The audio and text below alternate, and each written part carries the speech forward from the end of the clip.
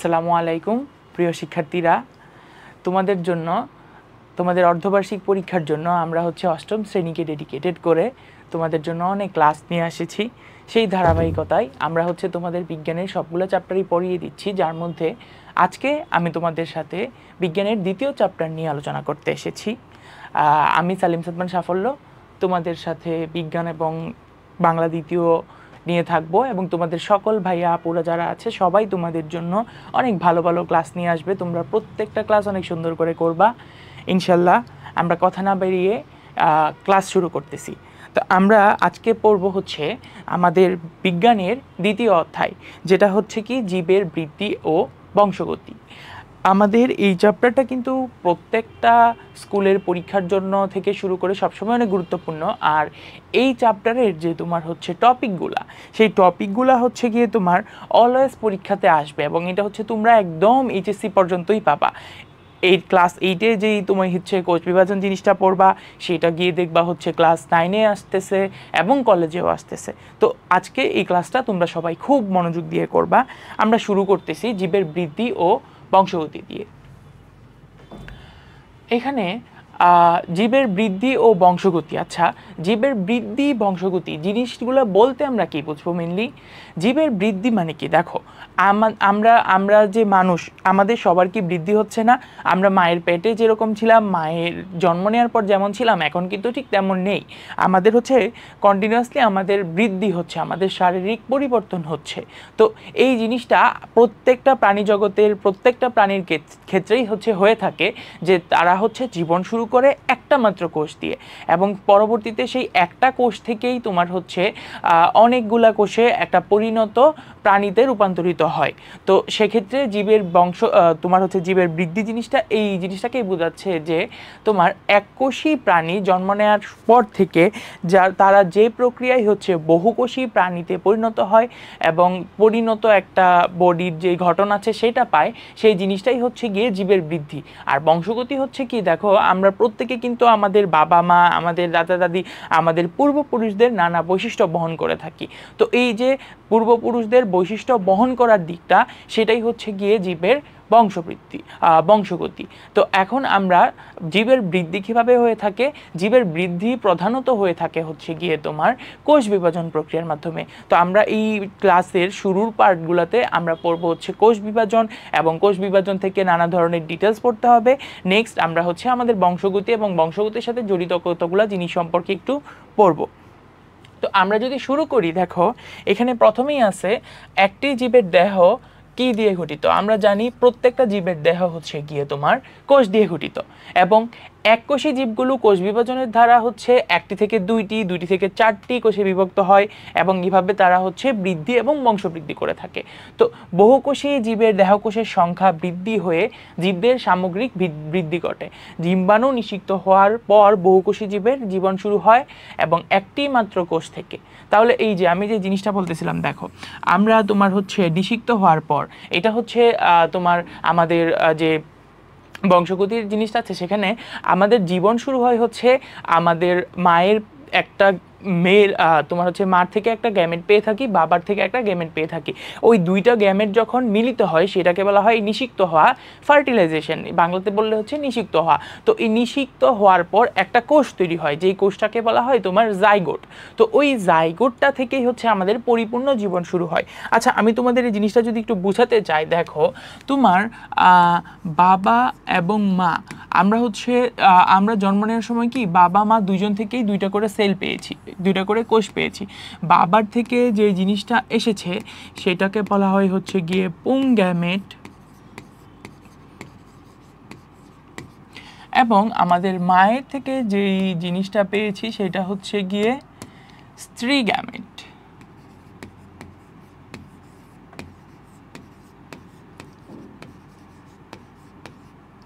এই যে পুংগ্যামেট আর স্ত্রীগ্যামেট একসাথে মিলিত হলো, এই মিলিত হওয়া জিনিসটাকে বলা হয় গিয়ে নিষিক্ত হওয়া।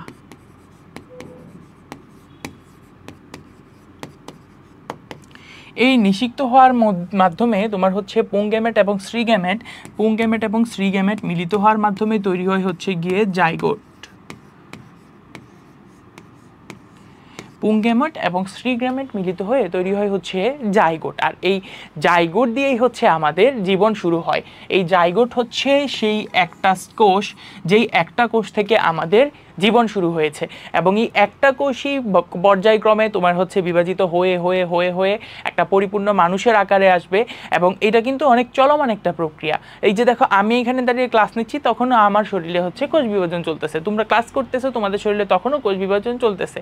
এই কোষ বিভাজন প্রক্রিয়াটা হচ্ছে মৃত্যুর আগ পর্যন্ত চলতেই থাকে, এবং এই কোষ বিভাজনের শুরু হয়েছিল হচ্ছে এই সেই জাইগোট থেকে, যেটা হচ্ছে আমরা পুংগ্যামেট এবং স্ত্রীগ্যামেটের নিষিক্ত হওয়ার মাধ্যমে, মিলিত হওয়ার মাধ্যমে পেয়েছিলাম। তো তার মানে প্রত্যেকটা প্রাণীর জন্যই কিন্তু জীবনে শুরু হয় সেই জাইগোট, এবং এই জাইগোটই ধীরে ধীরে বিভাজিত হয়ে হচ্ছে পরিপূর্ণ প্রাণীতে যায়। আচ্ছা, তো এই জিনিসটাই হচ্ছে এখানে লেখা ছিল যে তোমার হচ্ছে নিষিক্ত ডিম্বাণু নিষিক্ত হওয়ার পর বহুকোষী জীবের জীবন শুরু হয় একটি মাত্র কোষ থেকে, এবং এই নিষিক্ত ডিম্বাণু অর্থাৎ এককোষী জাইগোট ক্রমাগত বিভাজিত হয়ে সৃষ্টি করে লক্ষ লক্ষ কোষ দিয়ে তৈরি বিশাল দেহ। যেমন আমাদের দেহে কিন্তু লক্ষ লক্ষ লক্ষ লক্ষ কোষ রয়েছে, ঠিক তেমনইভাবে অনেক প্রাণী দেখবা যেখানে যাদের হচ্ছে লক্ষ লক্ষ কোষ থাকে, কিন্তু সবার জীবন কিন্তু শুরু হয় ওই একটা মাত্র কোষ, যেটা হচ্ছে জাইগোট, সেটা থেকে। এখন এখানে যদি আমরা দেখি, মেইনলি আমাদের প্রাণী জগতে তোমার হচ্ছে 3 ধরনের কোষ বিভাজন দেখা যায়। 3 ধরনের কোষ বিভাজনগুলো কি কি এখানে লেখা আছে, তাও আমি এখানে আলাদা করে লিখিয়ে দিচ্ছি। সেটা হচ্ছে গিয়ে দেখো, আমাদের প্রাণীদেহে, আমাদের প্রাণীকুলে টোটাল হচ্ছে গিয়ে তোমার 3 ধরনের কোষ বিভাজন হয়ে থাকে।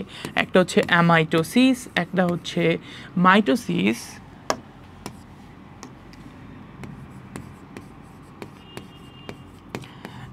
আরেকটা হচ্ছে গিয়ে মিওসিস। এই 3 ধরনের কোষ বিভাজন হচ্ছে প্রাণী জগতে দেখা যায়। তো এই 3টার কিন্তু তোমার হচ্ছে কিছু সুন্দর নাম রয়েছে। এই 3টা হচ্ছে প্রধান নেম। মূলত কোষ বিভাজনের প্রকারভেদ বললে আমরা হচ্ছে বলবো যে কোষ বিভাজন হচ্ছে 3 প্রকারের হয়ে থাকে। কি কি? অ্যামাইটোসিস, মাইটোসিস আর মিওসিস। এদের প্রত্যেকটাকে অন্য একটা নামও দেওয়া হয়েছে। যেমন অ্যামাইটোসিসের আরেকটা নাম হচ্ছে গিয়ে তোমার প্রত্যক্ষ কোষ বিভাজন। কেন প্রত্যক্ষ কোষ বিভাজন সেটা হচ্ছে আমরা একটু পরেই দেখব। এখানে আগে দেখে নিই যে অ্যামাইটোসিস জিনিসটা কি। অ্যামাইটোসিস জিনিসটা হচ্ছে গিয়ে প্রত্যক্ষ কোষ বিভাজন। মাইটোসিসকে আরেকটা নাম দেওয়া হয়েছে সেটা হচ্ছে সমীকরণিক অথবা তোমার হচ্ছে ইকুয়েশনাল।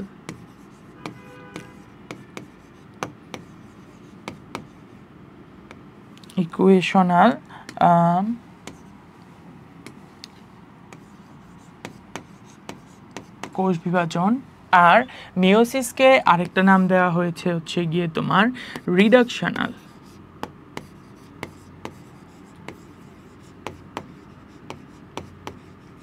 কোষ বিভাজন। তো অ্যামাইটোসিসকে বলা হয় প্রত্যক্ষ কোষ বিভাজন, মাইটোসিসকে বলা হয় হচ্ছে সমীকরণিক বা ইকুয়েশনাল কোষ বিভাজন, আর মিওসিসকে বলা হয় হচ্ছে রিডাকশনাল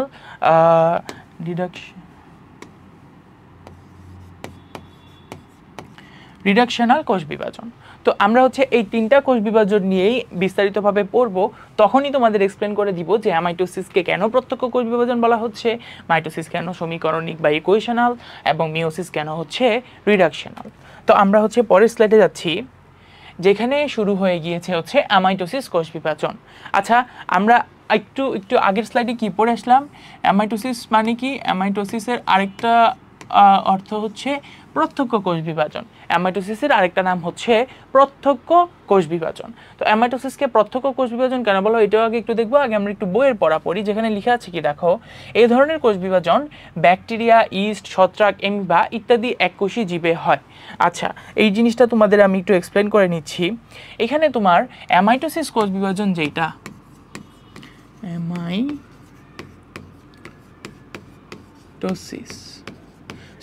অ্যামাইটোসিস কোষ বিভাজনে আসুন আমরা যে কোনো একটা কোষকে সংক্ষেপে এইভাবে আঁকতে পারি।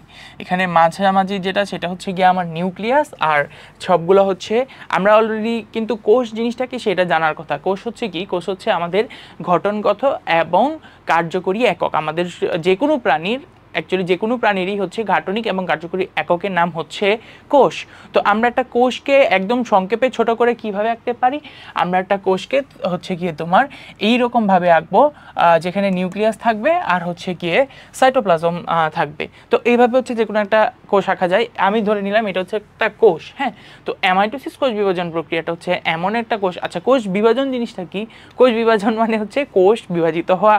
এখন আমরা দেখেছি যে কোষ বিভাজন হচ্ছে 3 ধরনের হতে পারে, অ্যামাইটোসিস, মাইটোসিস আর মিওসিস। এখানের মধ্যে এখন আমরা হচ্ছে অ্যামাইটোসিস নিয়ে পড়তেছি।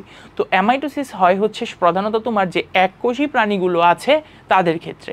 আচ্ছা, তো অ্যামাইটোসিস কোষ বিভাজনে কি হয়, এককোষী প্রাণীর যে একটা কোষ আছে সেটা হচ্ছে মাঝখান বরাবর তোমার ওদের মাঝখান বরাবর হচ্ছে স্ফীত হতে, দুই পাশে হচ্ছে মোটা হতে থাকে এবং মাঝখান বরাবর হচ্ছে সংকুচিত হতে থাকে। এককোষী মানে একটা কোষই হচ্ছে গিয়ে তোমার মাঝখান বরাবর সংকুচিত হচ্ছে, এবং এই মাঝখান বরাবর সংকুচিত হওয়ার ফলে নিউক্লিয়াসটাও যেটা তোমার হচ্ছে ওখানে গোলাকার ছিল এখানে সংকুচিত হয়, এবং একটা সময় গিয়ে দেখা যায় এই একটা কোষ থেকেই হচ্ছে গিয়ে দুইটা কোষ চলে আসছে।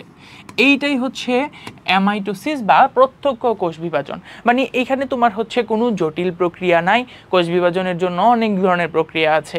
এই প্রক্রিয়ার কোনো জটিল প্রক্রিয়াই হচ্ছে এই এককোষী জীবগুলা ফলো করতেছে না। তারা হচ্ছে কি করতেছে, ডিরেক্টলি তাদের কোষগুলা মাঝখান বরাবর সংকুচিত হয় এবং মাঝামাঝি সংকুচিত হয়ে নিউক্লিয়াসে স্ফীত হয়, মাঝামাঝি সংকুচিত হয়ে দুইটা কোষে পরিণত হয়ে যায়। এভাবে আমরা একটা কোষ থেকে সরাসরি দুইটা কোষ পেয়ে যাচ্ছি। কোনো জটিল প্রক্রিয়া ছাড়া একটা কোষ থেকে সরাসরি দুইটা যে কোষ পেয়ে যাচ্ছি, সেই জন্য এইটাকে বলা হয় হচ্ছে গিয়ে তোমার প্রত্যক্ষ কোষ বিভাজন। এখানে আমি কোনো জটিল প্রক্রিয়ায় গেলাম না, কোনো কঠিন প্রক্রিয়াতে গেলাম না, ডিরেক্টলি হচ্ছে গিয়ে কোষ মাঝামাঝি সংকুচিত হয়ে দুইটা কোষে পরিণত হয়ে গেল। এই জিনিসটাই হচ্ছে গিয়ে প্রত্যক্ষ কোষ বিভাজন। আমরা যদি পরের স্লাইডে ফেরত আসি, এই যে দেখো এখানে অ্যামাইটোসিসে বলা হয়েছে এই ধরনের কোষ বিভাজন কার কার হয়ে থাকে, ব্যাকটেরিয়া, ইস্ট, ছত্রাক, অ্যামিবা। এইটা কার কার হয়, অ্যামাইটোসিস কার কার হয়, এইটা অনেক গুরুত্বপূর্ণ। এখান থেকে এমসিকিউ এবং ক নাম্বারের কোয়েশ্চেন আসবে। তো এখানে দেখো এই ধরনের কোষ বিভাজনটা কি হয়, এই ধরনের কোষ বিভাজন হচ্ছে ব্যাকটেরিয়া, ইস্ট, ছত্রাক, অ্যামিবা ইত্যাদি এককোষী জীবে হয়। এককোষী এটা আমার জন্য কি ইম্পর্টেন্ট একটা পয়েন্ট, যে তার মানে বহুকোষী যে সকল জীব আছে তাদের কিন্তু কখনো অ্যামাইটোসিস হবে না, তাদের মাইটোসিস বা মিওসিস হবে, অ্যামাইটোসিস তাদের কখনোই হবে না। অ্যামাইটোসিস হওয়ার পূর্ব শর্তই হচ্ছে জীবটাকে এককোষী হতে হবে।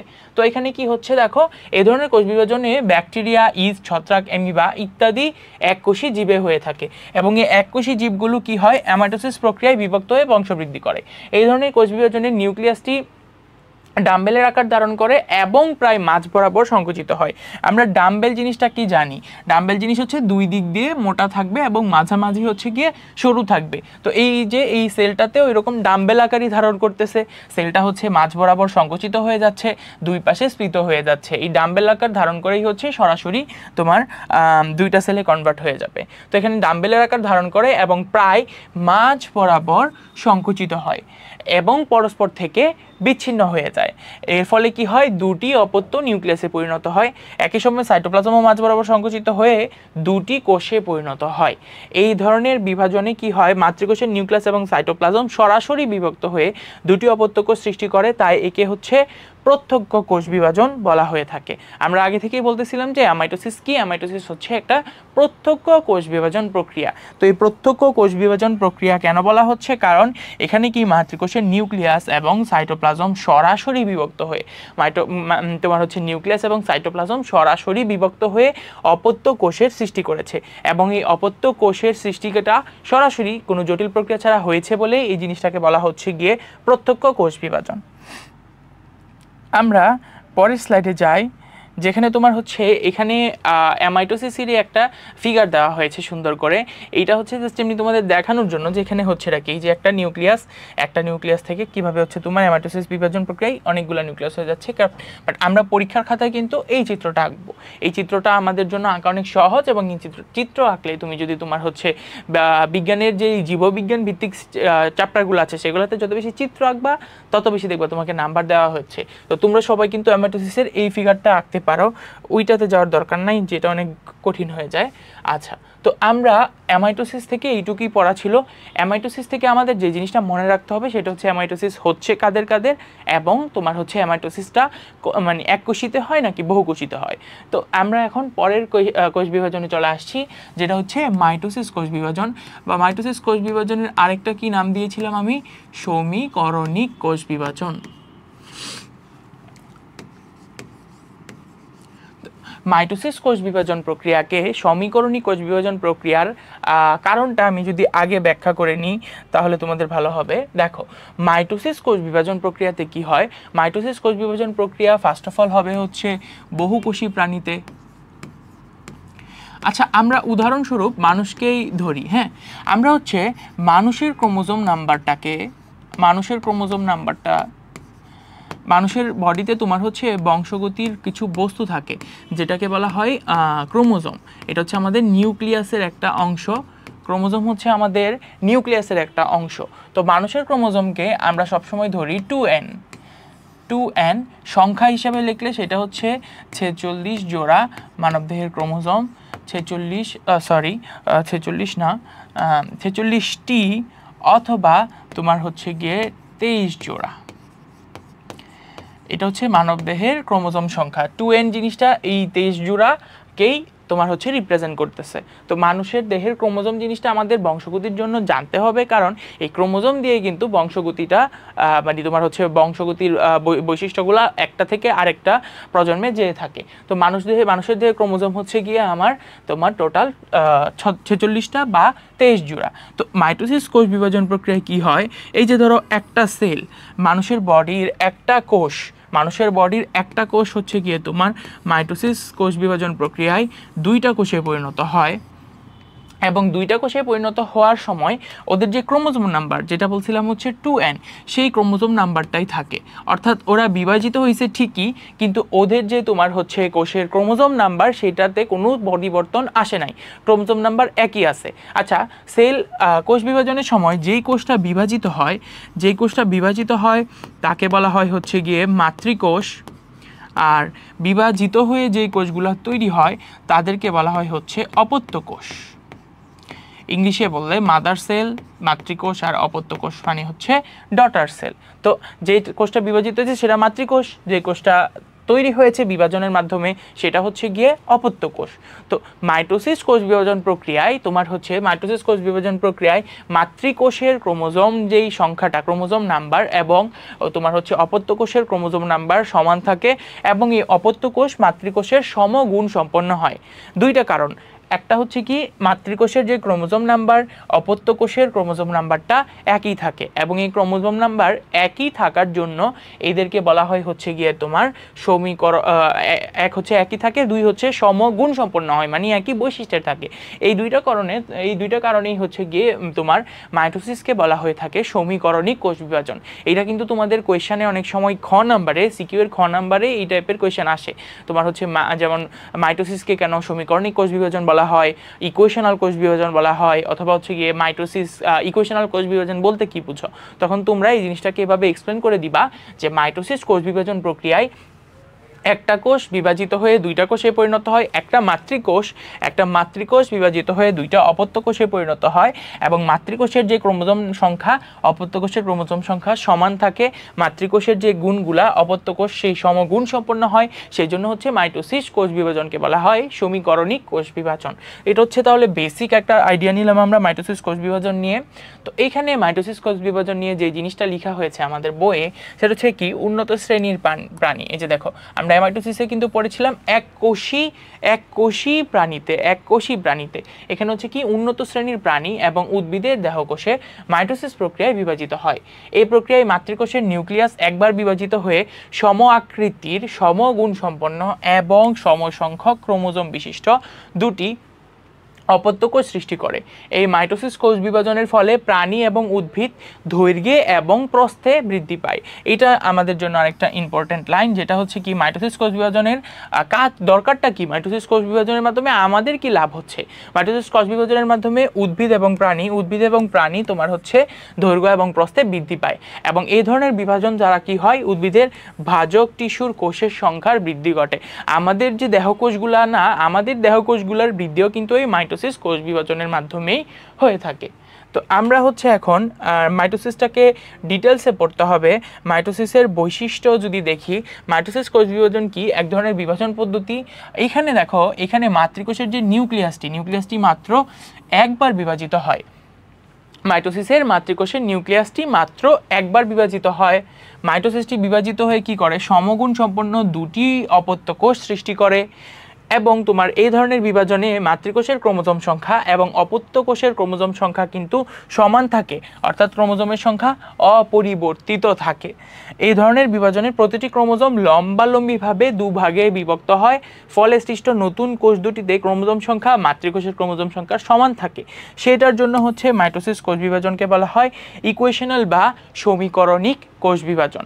আমরা হচ্ছে তোমার এই লাইনটাকে বেশি হাইলাইট করব, মাইটোসিসকে কেন হচ্ছে এই পার্টটাকে বেশি হাইলাইট করব, যে মাইটোসিসকে কেন হচ্ছে গিয়ে তোমার সমীকরণিক বা ইকুয়েশনাল কোষ বিভাজন বলা হয়ে থাকে।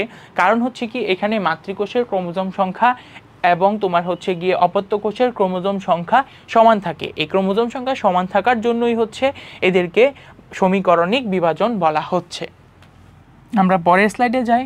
এখানে হচ্ছে মাইটোসিস কোথায় হয়। আচ্ছা, এইটা হচ্ছে আমাদের জন্য ইম্পর্টেন্ট অনেক, কারণ এখান থেকে অনেকগুলা এমসিকিউ আসবে। তোমার মাইটোসিস কোথায় হয়, এই সবগুলা থেকে অনেকগুলা এমসিকিউ এসে থাকে। যেমন তোমার হচ্ছে এইখানে দেখো, মাইটোসিস কোথায় হয় আমরা যদি দেখতে চাই, মাইটোসিস হচ্ছে হয়ে থাকে কাণ্ড, মূলের অগ্রভাগ, ভ্রূণমুকুল, তারপর হচ্ছে ভ্রূণমূল, বর্ধনশীল পাতা এবং মুকুল ইত্যাদিতে তোমার হচ্ছে মাইটোসিস কোষ বিভাজন দেখা যায়। আর প্রাণীকোষের কোথায় কোথায় হয়, প্রাণীকোষের হচ্ছে দেহকোষে ভ্রূণের পরিবর্ধনের সময় এবং নিম্ন শ্রেণীর প্রাণী এবং উদ্ভিদের অযৌন জননের সময় এই ধরনের বিভাজন হয়ে থাকে। এখানে প্রত্যেকটা লাইন একটু মনোযোগ দিয়ে পড়বা, কারণ এখান থেকে তোমাদের জন্য এমসিকিউ আসবে। তো কি পড়েছিলাম, এখানে তোমার হচ্ছে উদ্ভিদের জন্য কাণ্ড, মূলের অগ্রভাগ, ভ্রূণমূল, তারপর হচ্ছে বর্ধনশীল পাতা, মুকুল ইত্যাদিতে হচ্ছে। আর প্রাণীদেহের ক্ষেত্রে তোমার হচ্ছে ভ্রূণের পরিবর্ধনের সময়, তারপর হচ্ছে দেহকোষে নিম্ন শ্রেণীর প্রাণীদের অযৌন জ্বলনের সময় হচ্ছে গিয়ে তোমার এই ধরনের বিভাজনগুলা হয়ে থাকে। এখন আমাদের যেটা পড়তে হবে, আচ্ছা আমরা পড়েছি এতক্ষণ কোথায় মাইটোসিস হয়। আমাদের বই কিন্তু ছোট্ট করে এই টপিকটাও আছে, কোথায় কোথায় মাইটোসিস হয় না। দেখো কোথায় কোথায় মাইটোসিস হয় না, সেটা হচ্ছে প্রথম হচ্ছে স্নায়ু টিস্যুর স্নায়ুকোষে। আমরা হচ্ছে পঞ্চম অধ্যায়ে এই স্নায়ু টিস্যু নিয়ে পড়বো, তো সেই স্নায়ু টিস্যুর স্নায়ুকোষে হচ্ছে কোনো মাইটোসিস কোষ বিভাজন হয় না। এছাড়া তোমার হচ্ছে কি স্তন্যপায়ী প্রাণীর পরিণত লোহিত রক্তকণিকা এবং অনুচক্রিকা এবং উদ্ভিদের স্থায়ী টিস্যুর কোষে এই ধরনের বিভাজন হয় না। তাহলে আমরা কি কি পেলাম, আমরা পেলাম হচ্ছে আমাদের মানবদেহের স্নায়ু টিস্যুতে, স্নায়ু কোষে কোনো তোমার হচ্ছে গিয়ে মাইটোসিস কোষ বিভাজন হবে না। তাছাড়া হচ্ছে গিয়ে কি, স্তন্যপ্রায়ী প্রাণীর লোহিত রক্তকণিকা, তারপর হচ্ছে অনুচক্রিকা, পরিণত লোহিত রক্তকণিকা এবং অনুচক্রিকা এগুলাতে, এবং উদ্ভিদের ক্ষেত্রে হচ্ছে গিয়ে উদ্ভিদের স্থায়ী টিস্যুতে, এই জিনিসগুলোতে হচ্ছে গিয়ে মাইটোসিস কোষ বিভাজন হবে না।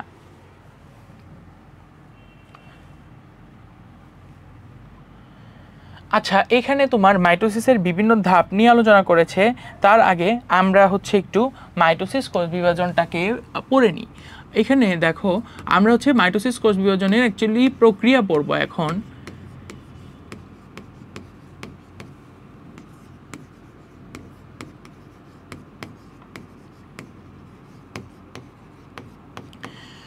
মাইটোসিস কোষ বিভাজন প্রক্রিয়াকে আমরা হচ্ছে দুইটা পর্যায়ে আগে ভাগ করে নিব,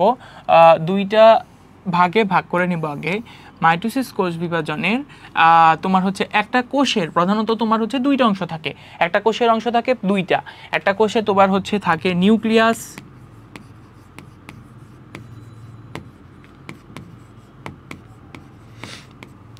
আরেকটা থাকে হচ্ছে গিয়ে সাইটোপ্লাজম।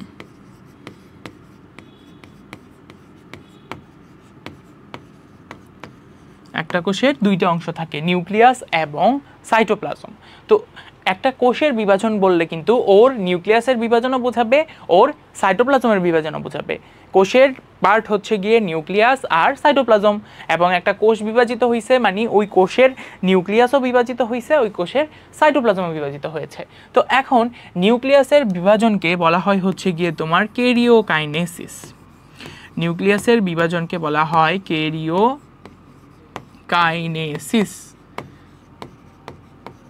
এখানে এই নামটার কারণ কি? এই নামটার কারণ হচ্ছে গিয়ে তোমার নিউক্লিয়াসের বিভাজন, এটা হচ্ছে ক্যারিওকাইনেসিস। এই নামটার কারণ কি? এই নামটার কারণ হচ্ছে যে ক্যারিও, এই ক্যারিও জিনিসটা হচ্ছে গিয়ে নিউক্লিয়াসেরই গ্রিক শব্দ, আর কাইনেসিস হচ্ছে গিয়ে বিভাজন। তার মানে ক্যারিওকাইনেসিস হচ্ছে আমাদের নিউক্লিয়াসের বিভাজন। তাইলে আমরা নিউক্লিয়াসের বিভাজনের পর্যায়গুলোকে কিসের আন্ডারে ফেলবো? ক্যারিওকাইনেসিস। অপর দিক দিয়ে সাইটোপ্লাজমের যে বিভাজনটা, সেইটাকে বলা হবে হচ্ছে গিয়ে সাইটোকাইনেসিস।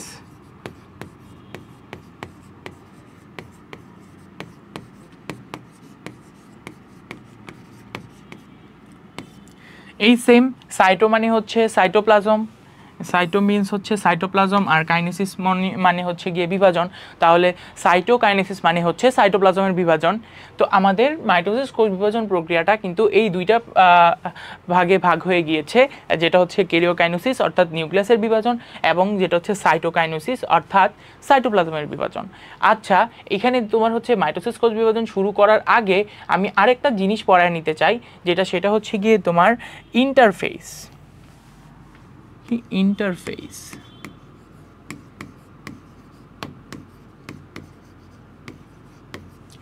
ইন্টারফেস জিনিসটা কি? ইন্টারফেস জিনিসটা হচ্ছে তোমার কোষ বিভাজনের শুরুতে কোষকে কিছু প্রস্তুতিমূলক কাজ করতে হয়। তো কোষের জন্য তোমার হচ্ছে কোষ বিভাজনের শুরুতে কোষের কিছু প্রস্তুতিমূলক একটা পর্যায় থাকে।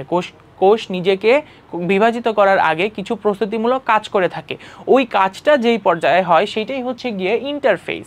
একটা জিনিস মনে রাখবা, একটা কোষের তুমি হচ্ছে গিয়ে পুরোপুরি চক্রটা যদি দেখো, একটা কোষে সবার আগে হচ্ছে ধরো ইন্টারফেস হয়েছে, ইন্টারফেসের পরে ওই কোষে হচ্ছে গিয়ে ক্যারিওকাইনেসিস হবে, মানে নিউক্লিয়াসের বিভাজন হবে, এবং ক্যারিওকাইনেসিসের পরে ওই কোষে হচ্ছে সাইটোকাইনেসিস হবে, সাইটোকাইনেসিসের পরে আবার ওই কোষটা ইন্টারফেস করবে। তো এখানে তোমার হচ্ছে সুন্দর একটা চক্র আছে যেটাকে বলা হয় কোষ চক্র।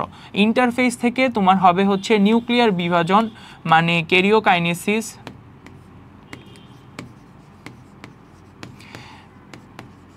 ক্যারিওকাইনেসিস মানে কি ছিল? নিউক্লিয়াসের বিভাজন। ক্যারিওকাইনেসিস থেকে হবে হচ্ছে গিয়ে সাইটোকাইনেসিস,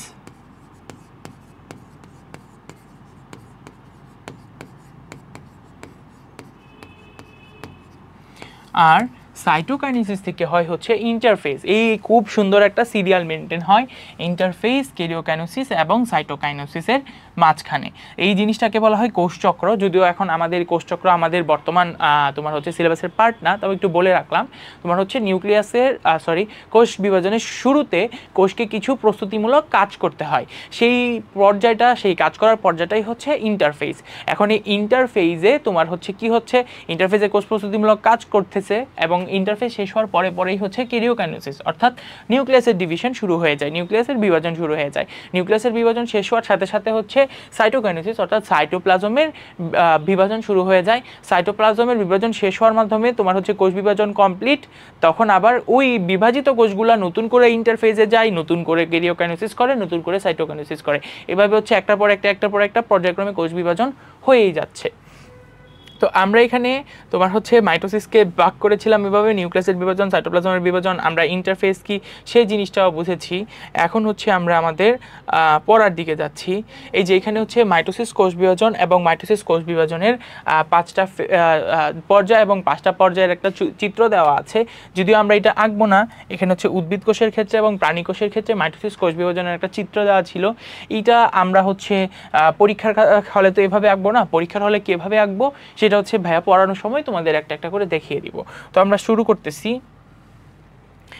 এখানে শুরু হয়েছে কেরিওকাইনেসিস দিয়ে। কেরিওকাইনেসিস জিনিসটা কি? কেরিওকাইনেসিস জিনিসটা আমরা অলরেডি পড়ে আসছি। কেরিওকাইনেসিস মানে হচ্ছে নিউক্লিয়াসের বিভাজন। এখানে কি হয়, বিভাজিত কোষে নিউক্লিয়াসটির একটি জটিল পরিবর্তনের মাধ্যমে কেরিওকাইনেসিস সম্পন্ন হয়। পরিবর্তনগুলো ধারাবাহিকভাবে ঘটে, বোঝার সুবিধার্থে হচ্ছে এই পরিবর্তনকে 5টা ধাপে বিভক্ত করা হয়েছে। আচ্ছা, এই জিনিসটা আমরা হচ্ছে কেরিওকাইনেসিস জিনিসটাকে, যে কেরিওকাইনেসিস সাইটোপ্লাজমের কেরিওকাইনেসিস মানে কি ছিল? কেরিওকাইনেসিস মানে ছিল হচ্ছে নিউক্লিয়াসের বিভাজন। এই কেরিওকাইনেসিসটাকে আমরা হচ্ছে টোটাল 5টা পর্যায়ে ভাগ করে নিয়েছি। কেরিওকাইনেসিস পর্যায়টা হচ্ছে তোমার অনেক কেরিওকাইনেসিস প্রক্রিয়াটা অনেক জটিল। তো ওই জটিল প্রক্রিয়াটা এবং অনেক বড় প্রক্রিয়াটাকে আমরা সহজে বোঝার জন্য হচ্ছে 5টা পর্যায়ে ভাগ করে নিই, যেগুলোর নাম হচ্ছে যথাক্রমে তোমার প্রোফেজ, প্রোমেটাফেজ,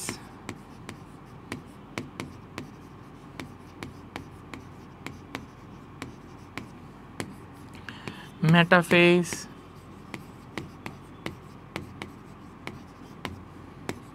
অ্যানাফেজ,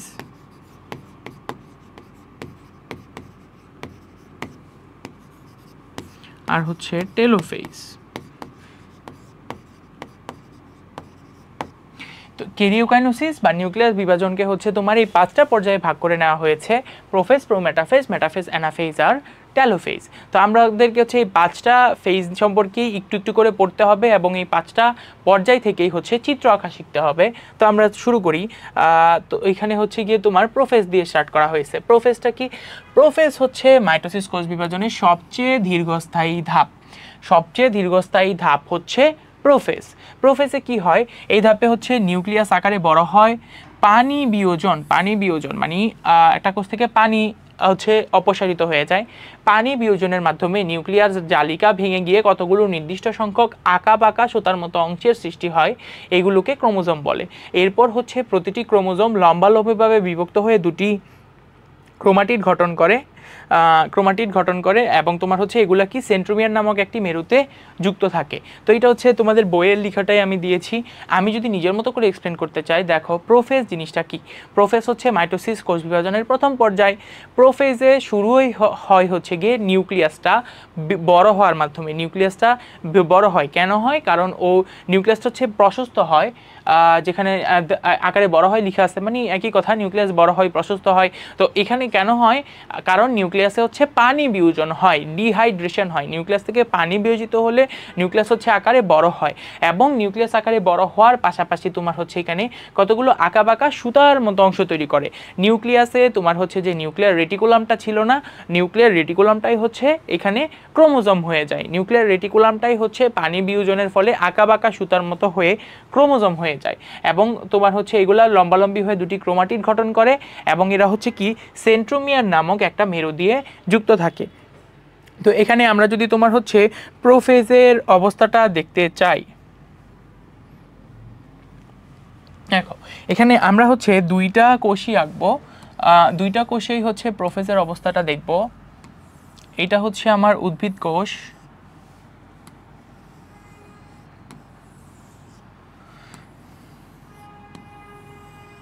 আর গোলাকৃতির একদম একটা প্রাণী কোষ। তো এখানে প্রোফেজে হচ্ছেটা কি? প্রোফেজে হচ্ছে তোমার যে নিউক্লিয়াসটা আছে। আচ্ছা, আমি আগে ছোট করে একটা নিউক্লিয়াস এঁকে নিই।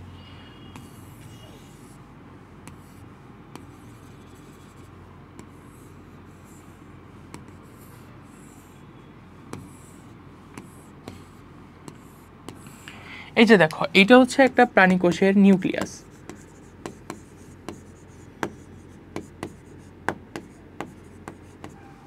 এই নিউক্লিয়াসের অনেকগুলো অংশ আছে, যেমন এই যে এই গোলাকৃতির অংশটা হচ্ছে নিউক্লিওলাস। এই যে নিউক্লিয়াসকে কেন্দ্র করে মানে তোমার হচ্ছে যেটা ঢেকে রেখেছে সেটা হচ্ছে নিউক্লিয়ার পর্দা বা নিউক্লিয়ার মেমব্রেন। তারপর হচ্ছে এই যে এই সুতার মতো অংশগুলো না, এই সুতার মতো অংশগুলো হচ্ছে ক্রোমাটিন, বা এটার আরেকটা নাম হচ্ছে নিউক্লিয়ার রেটিকুলাম। তো এই ক্রোমাটিনগুলা, এই নিউক্লিয়াসটা হচ্ছে এখানে প্রোফেজে এসে চেঞ্জ হবে। প্রোফেজে এসে কি চেঞ্জ হবে? প্রোফেজে এসে হচ্ছে, আচ্ছা আমি এখানে এটা প্রোফেজ লিখে নিই। প্রোফেজে এসে এই যে নিউক্লিয়াসটা আছে এই নিউক্লিয়াসের মধ্যে পানি বিয়োজন হবে। পানি বিয়োজন হওয়াতে নিউক্লিয়াসটা হচ্ছে আকারে বড় হবে। নিউক্লিয়াসটা আকারে বড় হওয়ার পাশাপাশি ওর যে ক্রোমাটিনগুলো ছিল সেগুলো হচ্ছে প্রশস্ত হবে এবং সেগুলো তোমার হচ্ছে একটা সময় বিভাজিত হয়ে ক্রোমোজোম থেকে ক্রোমাটিডে পরিণত হবে। তখন তোমার হচ্ছে এই জিনিসটাকে দেখতে এরকম মনে হবে। এটা দিলাম আমরা নিউক্লিওলাস, এছাড়া আমরা হচ্ছে তোমার ক্রোমাটিন আঁকবো। এই যে এগুলাই হচ্ছে গিয়ে ক্রোমাটিন। এগুলা কোথা থেকে এসেছে? এই যে ভাই এই যে এখানে যে ক্রোমাটিন রেটিকুলামগুলো নিউক্লিয়ার রেটিকুলামগুলো আছে না, এগুলাই হচ্ছে গিয়ে তোমার জল বিয়োজনের ফলে পানি বিয়োজনের ফলে তোমার হচ্ছে এইরকমভাবে ক্রোমাটিডে পরিণত হয়েছে। প্রাণী কোষের ক্ষেত্রে সেম কাজই হবে। আচ্ছা, প্রাণী কোষের ক্ষেত্রে নিউক্লিয়াসটা এঁকে নিই, নিউক্লিওলাস থাকবে এবং এখানে হচ্ছে ক্রোমাটিন তৈরি হবে। এখন এই যে ক্রোমাটিডের 4টা ক্রোমাটিডের মাঝখানে যে জিনিসটা আঁকতেছি না, দুইটা ক্রোমাটিডের মাঝখানে যে জিনিসটা আঁকতেছি সেই জিনিসটাকে বলা হয় হচ্ছে গিয়ে সেন্ট্রোমিয়ার। এই সেন্ট্রোমিয়ার দিয়েই হচ্ছে একটা ক্রোমাটিড আরেকটা ক্রোমাটিডের সাথে তোমার হচ্ছে সংযুক্ত আছে। তো মাঝামাঝি এই জিনিসটা হচ্ছে কি, এই জিনিসটা হচ্ছে সেন্ট্রোমিয়ার। এটা কিন্তু নিউক্লিওলাস, এটা হচ্ছে গিয়ে সেন্ট্রোমিয়ার। এই যে আমরা একটা ক্রোমাটিডের গঠন যদি দেখি, এই যে একটা ক্রোমাটিডের গঠনটা হচ্ছে প্রধানত এই রকম। এই যে একটা সেন্ট্রোমিয়ার দিয়ে দেখো দুইটা ক্রোমাটিড কিন্তু একটা আরেকটার সাথে সংযুক্ত আছে। তো এখানে তোমার হচ্ছে আমরা এইটাই চিত্রের মাধ্যমে ওখানে দেখিয়েছি। তো প্রোফেজে কি হচ্ছে? প্রোফেজে হচ্ছে জল বিয়োজন মানে পানি বিয়োজন হচ্ছে। পানি বিয়োজন হওয়ার ফলে তোমার হচ্ছে নিউক্লিয়াসটা আকারে বড় হচ্ছে এবং আমরা সেখানে ক্রোমাটিড পাচ্ছি। তো আমাদের প্রোফেজ থেকে এইটুক পড়লেই চলবে। বইয়ে আমাদের যতটুকু লেখা আছে ততটুকু আমরা হচ্ছে লিখে দিতে পারি প্রোফেজের ক্ষেত্রে। এবং প্রোফেজের জন্য চিত্র হিসাবে আমরা যদি এই চিত্রটা ইউজ করি তাহলে সবচেয়ে ভালো হবে। আমরা পরের ধাপে যাচ্ছি, যেটা হচ্ছে প্রোমেটাফেজ। প্রোফেজ ধাপটা কিন্তু ছিল সবচেয়ে দীর্ঘস্থায়ী। ওই দিক দিয়ে প্রোমেটাফেজ ধাপটা হচ্ছে একদমই স্বল্পস্থায়ী। প্রোমেটাফেজে কি হয় দেখো, নিউক্লিয়র পর্দা এবং নিউক্লিওলাস প্রায় বিলুপ্ত হয়ে যায়। প্রায় কথাটার উপর খেয়াল করবা, এখানে কিন্তু সম্পূর্ণভাবে বিলুপ্ত হয় বলে নাই। বলা হয়েছে কি প্রোমেটাফেজ ধাপে তোমার হচ্ছে নিউক্লিয়ার পর্দা এবং নিউক্লিওলাসগুলো হচ্ছে প্রায় বিলুপ্ত হয়ে যায়। প্রায় বিলুপ্ত হওয়ার পাশাপাশি এখানে হচ্ছে কোষের উত্তর মেরু এবং দক্ষিণ মেরু পর্যন্ত হচ্ছে গিয়ে কতগুলো তন্তুর আবির্ভাব ঘটে। এই তন্তুগুলাকে হচ্ছে একটা মাকুর আকৃতি ধারণ করে। এই মাকু আকৃতির যন্ত্রটাকে বলা হয় হচ্ছে স্পিন্ডল যন্ত্র। স্পিন্ডল যন্ত্রের মধ্যভাগকে আবার বলা হয় হচ্ছে বিষুবীয় অঞ্চল।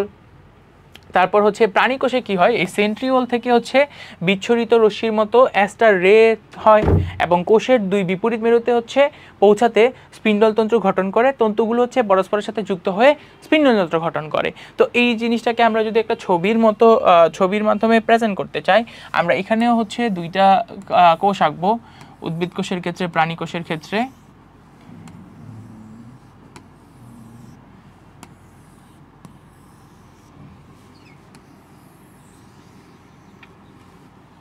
এবং এটা কি আঁকতেছি, এটা হচ্ছে আমরা প্রোমেটাফেজ পর্যায়ে দেখতেছি।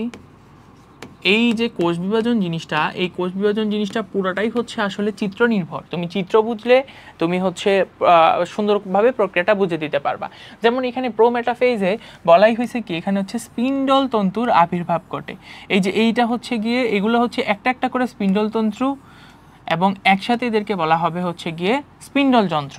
এগুলো হচ্ছে স্পিন্ডল তন্তু, এগুলো হচ্ছে কি স্পিন্ডল তন্তু। এই যে এইটা একটা স্পিন্ডল তন্তু, এইটা একটা স্পিন্ডল তন্তু, এইটা একটা স্পিন্ডল তন্তু, এইটা একটা, এরকমভাবে অনেকগুলো স্পিন্ডল তন্তু মিলে হচ্ছে প্রোমেটাফেজ ধাপে এসে তোমার স্পিন্ডল ফাইবার তৈরি করতেছে। যে প্রাণীকোষে হচ্ছে আলাদা করে আমাদের অ্যাস্টার রে দেখাতে হবে। প্রাণীকোষে হচ্ছে স্পিন্ডল তন্তুটা তৈরি হয় এই অ্যাস্টার রে থেকে। তো আমরা হচ্ছে এভাবে অ্যাস্টার রে দেখাবো। আচ্ছা, তো এখন এই স্পিন্ডল তন্তুগুলো যে তৈরি হলো, স্পিন্ডল তন্তুর কতগুলো বৈশিষ্ট্য আছে। যেমন স্পিন্ডল তন্তুর এই দিকগুলোকে বলা হচ্ছে উত্তর মেরু, এই দিক দক্ষিণ মেরু, আর স্পিন্ডল তন্ত্রের মাঝামাঝি জিনিসটাকে বলা হয় হচ্ছে গিয়ে তোমার ইকুয়েটর বা বিষুবীয় অঞ্চল। স্পিন্ডল তন্তুর এই পাশটা হচ্ছে গিয়ে উত্তর মেরু,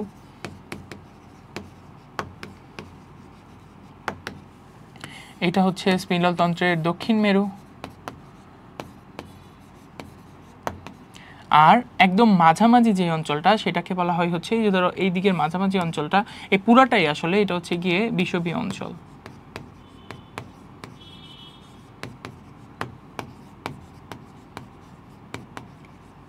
আচ্ছা, তো এই যে এই তিনটা অংশে ভাগ করলাম আমি স্পিন্ডলতন্ত্রকে, তাহলে আমার লাভ কি হলো? এই স্পিন্ডলতন্ত্রের থাকেটা কি? স্পিন্ডলতন্ত্রের প্রধানত আমরা যে তোমার হচ্ছে, আচ্ছা এখানে ছোট করে একটু নিউক্লিওলাসটা দেখে, আচ্ছা নিউক্লিওলাসটা বাইরেই আঁকি।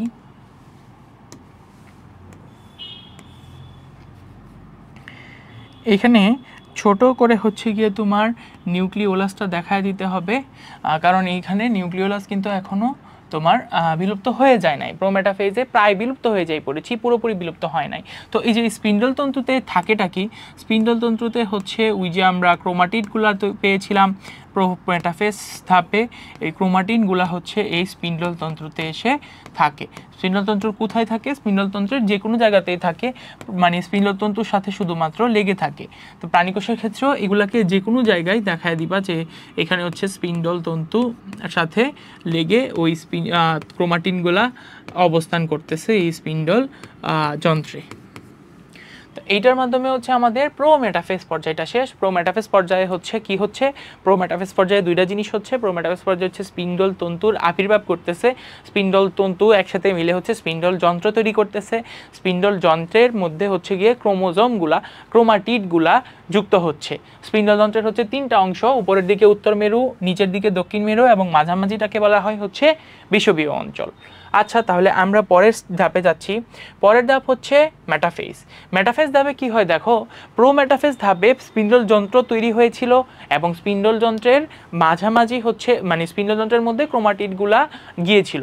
এখন মেটাফেজ ধাপে কি হয়? মেটাফেজ ধাপে হচ্ছে তোমার ক্রোমোজোমগুলা স্পিন্ডল যন্ত্রের বিষুবীয় অঞ্চলে আসে। বিষুবীয় অঞ্চল মানেটা কি যেন ছিল? বিষুবীয় অঞ্চল হচ্ছে একদম যেই মাঝামাঝি জায়গাটা ছিল ওই স্পিন্ডল যন্ত্রের, সেটাকে আমরা বিষুবীয় অঞ্চল বলতেছিলাম। তো এই তোমার হচ্ছে মেটাফেজ ধাপে স্পিন্ডল যন্ত্রের বিষুবীয় অঞ্চলে ক্রোমোজোমগুলো আসবে। সেন্ট্রোমিয়ারগুলোও কিন্তু এই মানে সেন্ট্রোমিয়ার দিয়েই হচ্ছে ওরা তন্তুর সাথে আটকে থাকবে। এবং এখানে একটা অনেক ইম্পর্টেন্ট লাইন আছে, যেটা এই ধাপে কি ক্রোমোজোমগুলো সবচেয়ে মোটা এবং খাটো হয়। এই ধাপে ক্রোমোজোমগুলো সবচেয়ে মোটা এবং খাটো হয়। এটা বারবার এমসিকিউ এ রিপিট হয়। তোমার হচ্ছে কোন ধাপে ক্রোমোজোমগুলো সবচেয়ে মোটা এবং খাটো হয়, সেটা হচ্ছে মেটাফেজ ধাপে। মেটাফেজ ধাপে কি হচ্ছে ভাই? দুইটা জিনিস হচ্ছে। মেটাফেজ ধাপে যে ক্রোমাটিডগুলো ছিল সেই ক্রোমাটিডগুলো হচ্ছে স্পিন্ডল যন্ত্রের বিষুবীয় অঞ্চলে আসতেছে। আরেকটা কি হচ্ছে, এই ধাপে ক্রোমোজোমগুলো হচ্ছে ক্রোমাটিডগুলো হচ্ছে সবচেয়ে মোটা এবং খাটো হয়, বিষুবীয় অঞ্চলে আসতেছে এবং সবচেয়ে মোটা এবং খাটো হচ্ছে। এটাকে যদি আমরা চিত্রের মাধ্যমে রিপ্রেজেন্ট করতে চাই, এখানেও আমরা হচ্ছে গিয়ে দুইটা সেল কোষ আঁকবো, প্রাণী কোষে একটা, উদ্ভিদ কোষ একটা। এটা হচ্ছে আমার উদ্ভিদ কোষ। উদ্ভিদ কোষে স্পিন্ডল যন্ত্র আঁকবো।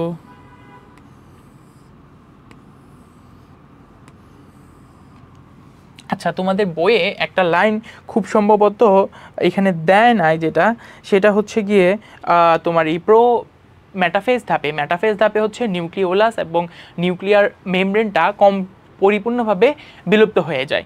নিউক্লিওলাস এবং নিউক্লিয়ার মেমব্রেনটা হচ্ছে পুরোপুরিভাবে বিলুপ্ত হয়ে যায় হচ্ছে তোমার এই মেটাফেজ ধাপে। তো মেটাফেজ ধাপে কি হচ্ছে? স্পিন্ডল যন্ত্র আঁকা হলো। আচ্ছা, আমরা প্রাণীকোষ আঁকি নাই,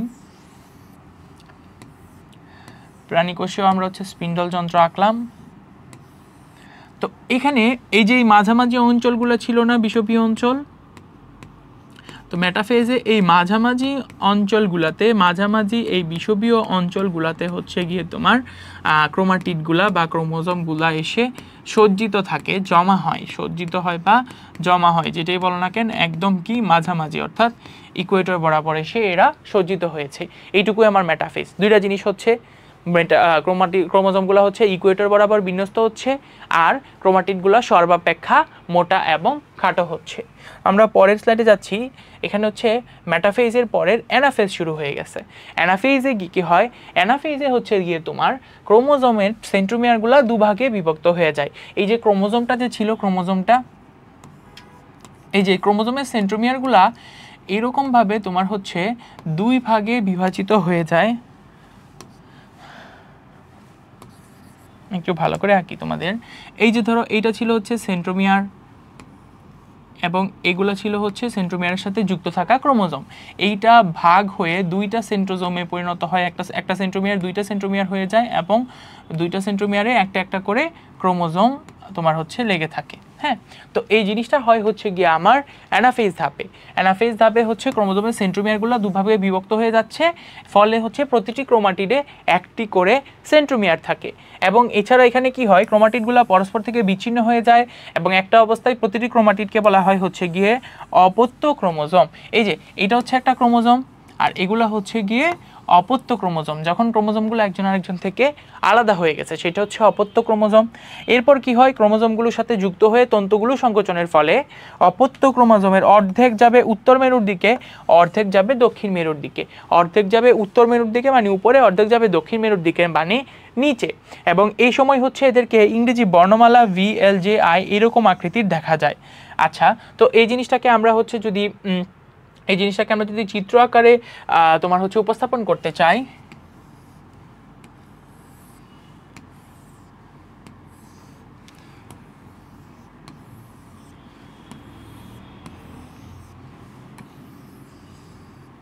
এটা হচ্ছে আমরা আঁকতেছি অ্যানাফেজ।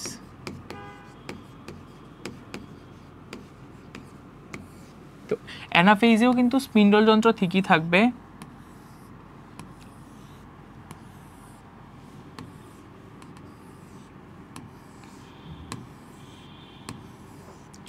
কিন্তু অ্যানাফেজে হচ্ছেটা কি, অ্যানাফেজে আচ্ছা আমি এখানে পর্যায়ক্রমের চিত্রটা দেখা যাই। তোমার এই যে এই ক্রোমোজোমগুলো ছিল মেটাফেজ পর্যায়ে, সেই মেটাফেজ পর্যায়ের ক্রোমোজোমগুলো হচ্ছে আলাদা হয়ে যায়। দুইটা সেন্ট্রোমিয়ার আসে, দুইটা সেন্ট্রোমিয়ারকে কেন্দ্র করে দুইটা ক্রোমোজোম থাকে। দুইটা ক্রোমোজোমকে এগুলো হচ্ছে ক্রোমোজোম আর এগুলো হচ্ছে একটা একটা করে আমার অপত্য ক্রোমোজোম। তারপর হচ্ছে এই অপত্য ক্রোমোজোমগুলা দুইজন দুই দিকে যায়, মানে তোমার অর্ধেক সংখ্যক ক্রোমোজোম যাবে হচ্ছে উত্তর মেরুর দিকে, অর্ধেক সংখ্যক ক্রোমোজোম যাবে হচ্ছে দক্ষিণ মেরুর দিকে। এই উত্তর মেরু এবং দক্ষিণ মেরুর দিকে চলনের সময় ওদের হচ্ছে গিয়ে তোমার টোটাল 4টা ইংলিশ হরফের তোমার শেপ দেখা যায়, যেটা হচ্ছে VLJI। তো আমরা যদি এটাকে ছবির মাধ্যমে তোমার হচ্ছে দেখাতে চাই, এই যে ক্রোমোজোমগুলো বিভাজিত হয়ে কিছু যাচ্ছে, অর্ধেক যাচ্ছে উত্তর মেরুর দিকে, অর্ধেক যাচ্ছে দক্ষিণ মেরুর দিকে, অর্ধেক যাচ্ছে উত্তর মেরুর দিকে, অর্ধেক যাচ্ছে দক্ষিণ মেরুর দিকে। ঠিক তেমনভাবে প্রাণীকোষের ক্ষেত্রেও সেম জিনিসটাই হচ্ছে, বিভাজিত হয়ে অর্ধেক যাবে উত্তর মেরুর দিকে, অর্ধেক যাবে দক্ষিণ মেরুর দিকে। এই জিনিসটার সময় হচ্ছে 4টা ইংরেজি বর্ণমালার 4টা অক্ষরের মতো দেখা যায় VLJI। এখানে তোমাদের বইয়ে যদিও উল্লেখ করা নাই কিন্তু একটু শিখে নাও ভালো। এখানে VLJI 4টা জিনিসেরই 4টা মানে তোমার হচ্ছে এই VLJI এই 4টা শেপের 4টা নাম আছে। এটা তোমাদের আগের বইয়ে ছিল, এই বইয়ে কেন দেয় না আমি জানি না, তাও তোমাদের হচ্ছে আমি পড়ায় রাখছি তোমাদের ভালোর জন্যই। এই ভি শেপের ক্রোমোজোমগুলোকে বলা হয় হচ্ছে গিয়ে বি শেপের ক্রোমোজোমগুলোকে বলা হয় মেটাসেন্ট্রিক।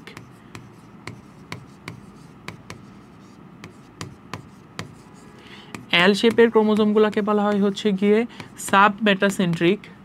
জে শেপের ক্রোমোজোমকে বলা হয় হচ্ছে গিয়ে অ্যাক্রোসেন্ট্রিক।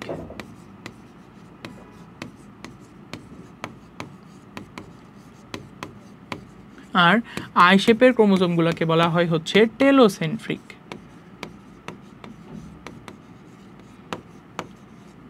টেলোসেন্ট্রিক। আচ্ছা, তো আমাদের এভাবে হচ্ছে অ্যানাফেজ ধাপ শেষ হয়ে গেল। অ্যানাফেজ ধাপে কি ছিল? অ্যানাফেজ ধাপে তোমার এই যে মেটাফেজ পর্যায়ের যে ক্রোমোজোমগুলো ছিল, এই মেটাফেজ পর্যায়ের ক্রোমোজোমগুলোর সেন্ট্রোমিয়ারগুলো বিভাজিত হয়ে হচ্ছে অপত্য ক্রোমোজোম তৈরি করছে। মানে একটা ক্রোমাটিড সেন্ট্রোমিয়ার বিভক্ত হয়ে দুইটা ক্রোমোজোম তৈরি করে ফেলেছে। দুইটা ক্রোমোজোম হচ্ছে কিছু অর্ধেক সংখ্যক ক্রোমোজোম যাবে উত্তর মেরুর দিকে, এই যে অর্ধেক সংখ্যক ক্রোমোজোম যাবে দক্ষিণ মেরুর দিকে। এই কিছু অর্ধেক উত্তর মেরু এবং কিছু যাবে দক্ষিণ মেরু। এই যাওয়ার সময় ওদেরকে হচ্ছে 4টা ইংরেজি বর্ণমালার শেপের মতো দেখা যায়, যেটা হচ্ছে VLJI। আচ্ছা, ভি হচ্ছে মেটাসেন্ট্রিক, এল হচ্ছে সাবমেটাসেন্ট্রিক, জেড হচ্ছে অ্যাক্রোসেন্ট্রিক আর আই হচ্ছে টেলোসেন্ট্রিক। এভাবে হচ্ছে গিয়ে তোমার অ্যানাফেজ পর্যায়টা শেষ হয়ে যাবে। আমরা লাস্ট পর্যায়ে চলে আসছি, যেটা হচ্ছে টেলোফেজ। আচ্ছা, এই যে prophase, prometaphase, metaphase, anaphase, telophase, এগুলো যে আমরা পড়তেছি, এগুলো সবগুলা কিন্তু হচ্ছে গিয়ে তোমার কেরিওকাইনোসিসের ধাপ পড়তেছি। আমরা কিন্তু শুরুতেই এই জিনিসটা লিখে নিয়েছিলাম যে কেরিওকাইনোসিসের ধাপগুলা কী কী। কেরিওকাইনোসিসের ধাপগুলা হচ্ছে গিয়ে তোমার এই prophase, prometaphase, metaphase, anaphase, telophase এইরকম। তো এখানে আমরা দেখি টেলোফেজে কি হয়। এই যে অ্যানাফেজে যে ক্রোমোজোমগুলা অর্ধেক ক্রোমোজোম উত্তর মেরু, অর্ধেক ক্রোমোজোম দক্ষিণ মেরুর দিকে যাচ্ছিল, এই মেটাফেজে ওই ক্রোমোজোমগুলা বিপরীত মেরুতে এসে পৌঁছায়। বিপরীত মেরুতে এসে পৌঁছানোর সময় কি করে, উভয় মেরুর ক্রোমোজোমগুলাকে কেন্দ্র করে হচ্ছে নিউক্লিয়ার পর্দা এবং নিউক্লিওলাসের আবার তোমার হচ্ছে গিয়ে পুনরাবির্ভাব ঘটে, এবং প্রাণী কোষে উভয় মেরুতে কি হয়, একটি করে সেন্ট্রিওল তৈরি হয়। যেই নিউক্লিওলাস এবং নিউক্লিয়ার মেমব্রেনটা তোমার হচ্ছে প্রোমেটাফেজে প্রায় বিলুপ্ত হয়ে গিয়েছিল এবং মেটাফেজে পুরোপুরি বিলুপ্ত হয়ে গিয়েছিল, সেইটার আবার পুনরাবির্ভাব ঘটবে হচ্ছে টেলোফেজে। আসলে টেলোফেজ পর্যায়টা হচ্ছে প্রোফেজের উল্টা।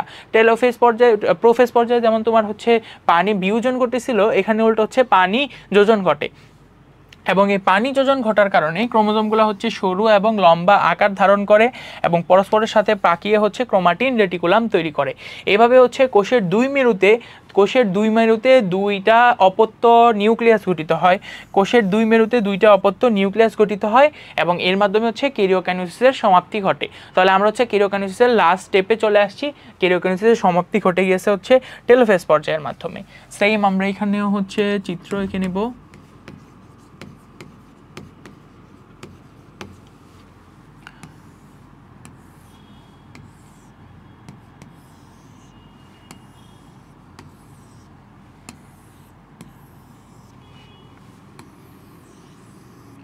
আচ্ছা, তো এখানে জিনিসটা কি হচ্ছে, টেলোফেজ পর্যায়ে দেখো, টেলোফেজ পর্যায়ে তোমার হচ্ছে ক্রোমাটিনগুলা এসে জমা হইছে।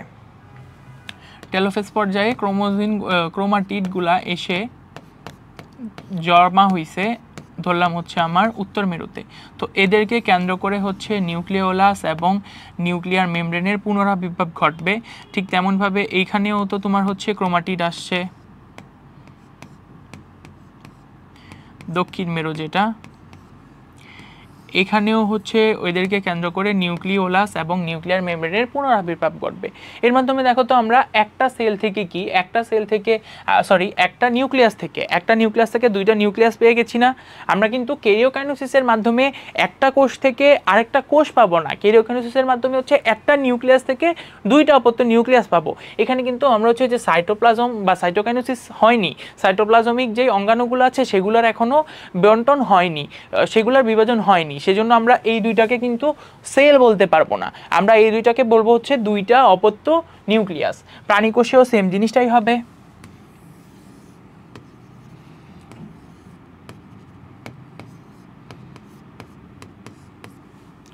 প্রাণী কোষে হচ্ছে দুইটা অপত্য নিউক্লিয়াসের তৈরি হচ্ছে।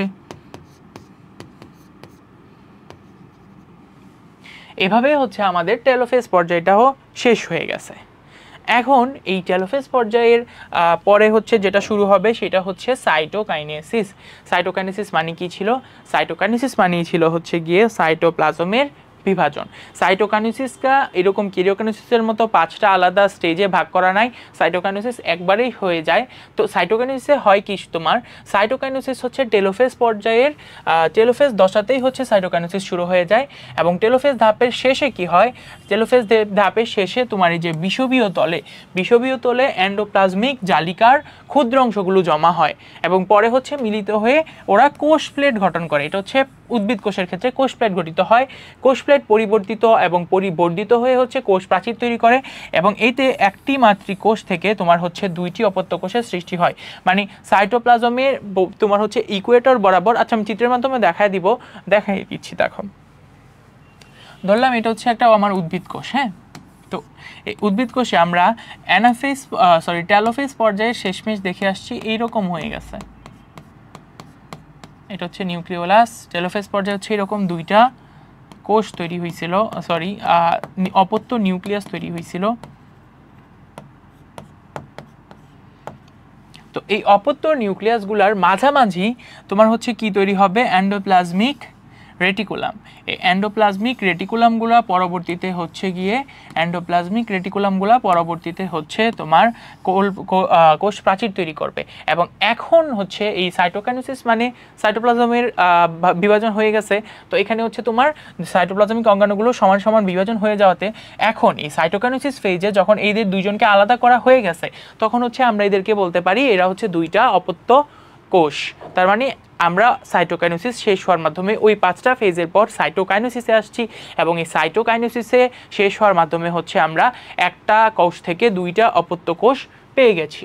এখন প্রাণীকোষের ক্ষেত্রে আরেকটু এক্সট্রা পড়া রয়েছে সেটা হচ্ছে দেখো প্রাণীকোষের ক্ষেত্রে নিউক্লিয়াসগুলো বিভাজনের সাথে সাথে কি হয়, কোষের মাঝামাঝি অংশে কোষ পর্দার উভয় পাশ থেকে কোষ পর্যায়ের উভয় পাশ থেকে দুটি খাঁজ সৃষ্টি হয় এবং কোষ পর্যায়ের এই খাঁজ ক্রমশ ভিতরের দিকে গিয়ে নিরক্ষীয় তল বরাবর মানে ওই যে তোমার হচ্ছে ইকুয়েটর বরাবর বিস্তৃত হয়ে এবং মিলিত হয়ে দুটি অপত্য কোষ সৃষ্টি করে। এই যে দেখো প্রাণীকোষের ক্ষেত্রে চিত্রটা কেমন হবে, এই যে ধরলাম আমি এইটা ছিল প্রাণীকোষের অবস্থা, এখানে একটা অপত্য নিউক্লিয়াস ছিল,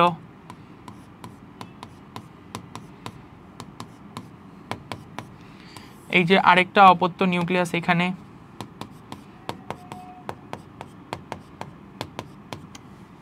এখন প্রাণীকোষে কি হবে, এই যে তোমার ইকুয়েটর বরাবর আমি মুছে দেখাচ্ছি যে ইকুয়েটর বরাবর তোমার ক্রমশ সরু হতে থাকবে, ইকুয়েটর বরাবর ক্রমশ সরু হয়ে একটা সময় ভিতরে ঢুকে গিয়ে একটা কোষ থেকে আলাদা হয়ে দুইটা কোষ তৈরি হয়ে যাবে। পাশাপাশি সাইটোপ্লাজমিক যে তোমার হচ্ছে অঙ্গাণুগুলো ছিল সেগুলোরও সমবিভাজন হয়ে যাবে। এই সমবিভাজনের ফলে আমরা হচ্ছে একটা প্রাণীকোষ থেকে ক্যারিওকাইনেসিস এবং সর্বশেষ সাইটোকাইনেসিসের মাধ্যমে দুইটা প্রাণীকোষ পেয়ে যাব, অর্থাৎ দুইটা অপত্য কোষ পেয়ে যাব। এইভাবেই হচ্ছে আমাদের পুরোপুরি যেই তোমার হচ্ছে মাইটোসিস কোষ বিভাজন প্রক্রিয়াটা সেইটা শেষ কমপ্লিট। এখন ভাই মাইটোসিস কোষ বিভাজন প্রক্রিয়ার এই যে কোন পর্যায়ে কি হচ্ছে সেই জিনিসটা তোমাদের হচ্ছে অনেক ভালোভাবে মনে রাখতে হবে এবং এইটা থেকেই কোয়েশ্চেন আসবে সব সময়, হয়তো চিত্র দিয়ে অথবা তোমার হচ্ছে যেই আমরা যে বৈশিষ্ট্যগুলো পড়ছি যে কোন পর্যায়ে কি হচ্ছে সেটা দিয়ে এগুলার তোমার হচ্ছে প্রশ্ন আসবে এই তোমার এই মাইটোসিস কোষ বিভাজনের এই 5টা স্টেজ থেকেই। তো আমাদের হচ্ছে 5টা স্টেজে কোথায় কি পরিবর্তন হয়েছিল ওই জিনিসগুলো ভালো করে পড়তে হবে। আমরা হচ্ছে পরে চলে যাচ্ছি যেটা হচ্ছে মিওসিস। আচ্ছা, মিওসিস কোষ বিভাজন প্রক্রিয়াটা আগে আমি দেখায় দিই ভাই, মিওসিস কোষ বিভাজন প্রক্রিয়া তারপর পড়ায় আসি। দেখো আচ্ছা আমরা আগে ওই সময়ের মতো সেল আঁকবো। আমরা হচ্ছে একটা মিওসিস কোষ বিভাজন প্রক্রিয়া হচ্ছে বহুকোষী প্রাণীর কোষ বিভাজনই হবে। মিওসিস কোষ বিভাজন প্রক্রিয়াটা হচ্ছে এই রকম, তোমার একটা নিউক্লিয়াস একটা সেল প্রথমে হচ্ছে গিয়ে তোমার মিওসিস কোষ বিভাজন প্রক্রিয়ার দুইটা পর্যায় আছে, হ্যাঁ, একটা হচ্ছে মিওসিস 1 বা মিওসিস 1 প্রথম মিওসিস যেটা, সেই মিওসিস 1-এ কি হয় তোমার একটা কোষ থেকে দুইটা অপত্য কোষ তৈরি হয়, একটা মাতৃকোষ থেকে দুইটা অপত্য মাতৃকোষ তৈরি হয়, কিন্তু এইখানে মাতৃকোষের ক্রোমোজোম সংখ্যা হচ্ছে গিয়ে তোমার অর্ধেক, অপত্য কোষের ক্রোমোজোম সংখ্যা হচ্ছে মাতৃকোষের ক্রোমোজোম সংখ্যার অর্ধেক হয়ে যায়। মানে এই যে দেখো 2n থেকে n আর n চলে আসছে, তার মানে মিওসিস 1 অর্থাৎ মিওসিসের প্রথম পর্যায়ে কি হচ্ছে, মিওসিসের প্রথম পর্যায়ে হচ্ছে মাতৃকোষের ক্রোমোজোম সংখ্যা অপত্য কোষের ক্রোমোজোম সংখ্যা ডাবল, মাতৃকোষের থেকে অপত্য কোষের ক্রোমোজোম সংখ্যা অর্ধেক হয়ে গেছে। এবং মিওসিস 2 হচ্ছে পরের ফেজ, মিওসিস 2 হচ্ছে পরের ফেজ। এই মিওসিস 2 হচ্ছে গিয়ে তোমার ওই মাইটোসিসের মতোই, এখানে প্রত্যেকটা সেল থেকে দুইটা সেল আসবে, তার মানে এই দুইটা সেল থেকে টোটাল 4টা সেল আসবে, কিন্তু এখানে সেলের ক্রোমোজোম নাম্বারগুলা সেমই থাকবে, মানে তোমার দুইটা সেলে যেমন n আর n ছিল এখানে হচ্ছে এই ক্রোমোজোম নাম্বারগুলা ওই ধ্রুবতাই বজায় রাখবে, ঠিকই রাখবে। তো এই জন্য হচ্ছে কিন্তু এখানে একটা জিনিস দেখো, তাহলে আমার যেই মাতৃকোষটা ছিল, মিওসিস কোষ বিভাজনে দুইটা প্রক্রিয়া বুঝছি, মানে দুইটা ফেজ বুঝছি, যে মিওসিস 1-এ হচ্ছে কি হয় ক্রোমোজোম নাম্বার অর্ধেক হয়ে যায়, দুইটা কোষ তৈরি হয়। মিওসিস 2-তে কি হয়, দুইটা কোষ থেকে দুইটা করে 4টা কোষ তৈরি হয়ে যায় মিওসিস 2-তে। এবং এখানে হচ্ছে তাহলে আলটিমেটলি মাতৃকোষ এবং যে অপত্য কোষগুলো আছে, অপত্য কোষের ক্রোমোজোম সংখ্যা মাতৃকোষের ক্রোমোজোম সংখ্যার অর্ধেক হয়ে গেছে না, এই অর্ধেক হয়ে যাওয়ার জন্যই সেটাকে বলা হয় রিডাকশনাল সেল ডিভিশন। এই জন্য মিওসিসকে বলা হয় হচ্ছে গিয়ে তোমার রিডাকশনাল সেল ডিভিশন। তাহলে মিওসিস আর মাইটোসিসের মধ্যে সবচেয়ে বড় পার্থক্যটা কি? মাইটোসিস কোষ বিভাজনে কিন্তু 2n থেকে 2n 2nই ছিল, সেজন্য ছিল সমীকরণী কোষ বিভাজন। কিন্তু মিওসিসে এসে দেখো 2n থেকে n হয়ে গেছে, তার মানে অর্ধেক হয়ে গেছে। এই ক্রোমোসোম নাম্বার অর্ধেক হয়ে যাওয়ার জন্য এটাকে বলা হয় রিডাকশনাল সেল ডিভিশন। এবং এই রিডাকশনাল সেল ডিভিশনের মিওসিসের আরেকটা বৈশিষ্ট্য কি জানো? মিওসিসে কিন্তু নিউক্লিয়াস দুইবার বিভাজিত হচ্ছে। এই যে একবার এখানে বিভাজিত হইলো, সেকেন্ডবার এখানে বিভাজিত হইলো, তার মানে মিওসিসে কিন্তু নিউক্লিয়াস দুইবার বিভাজিত হচ্ছে, কিন্তু সাইটোপ্লাজমের বিভাজন একবারই হচ্ছে। অপর দিক দিয়ে মাইটোসিসে নিউক্লিয়াসও একবারই বিভাজিত হয়েছে, সাইটোপ্লাজমও তোমার হচ্ছে একবারই বিভাজিত হয়েছে। তো একমাত্র মিওসিসেই হচ্ছে নিউক্লিয়াসটা দুইবার বিভাজিত হয়। আর মিওসিস প্রধানত হয় হচ্ছে জনন কোষে শুধুমাত্র। আচ্ছা, তো এইটা হচ্ছে গিয়ে মোটামুটি একটা প্রক্রিয়া। খ নাম্বারে কোয়েশ্চেন আসতে পারে তোমাদের সৃজনশীলে, যে তোমার হচ্ছে মিওসিস কোষ বিভাজনকে কেন বিয়োজনমূলক অথবা রিডাকশনাল কোষ বিভাজন বলা হয়? তখন তোমরা উত্তর দিবা এরকমভাবে যে মিওসিস কোষ বিভাজন প্রক্রিয়ায় একটা মাতৃকোষ থেকে কোষ বিভাজনের মাধ্যমে 4টা অপত্য কোষের তৈরি হয় এবং অপত্য কোষের ক্রোমোজোম সংখ্যা মাতৃকোষের ক্রোমোজোম সংখ্যার অর্ধেক হয়।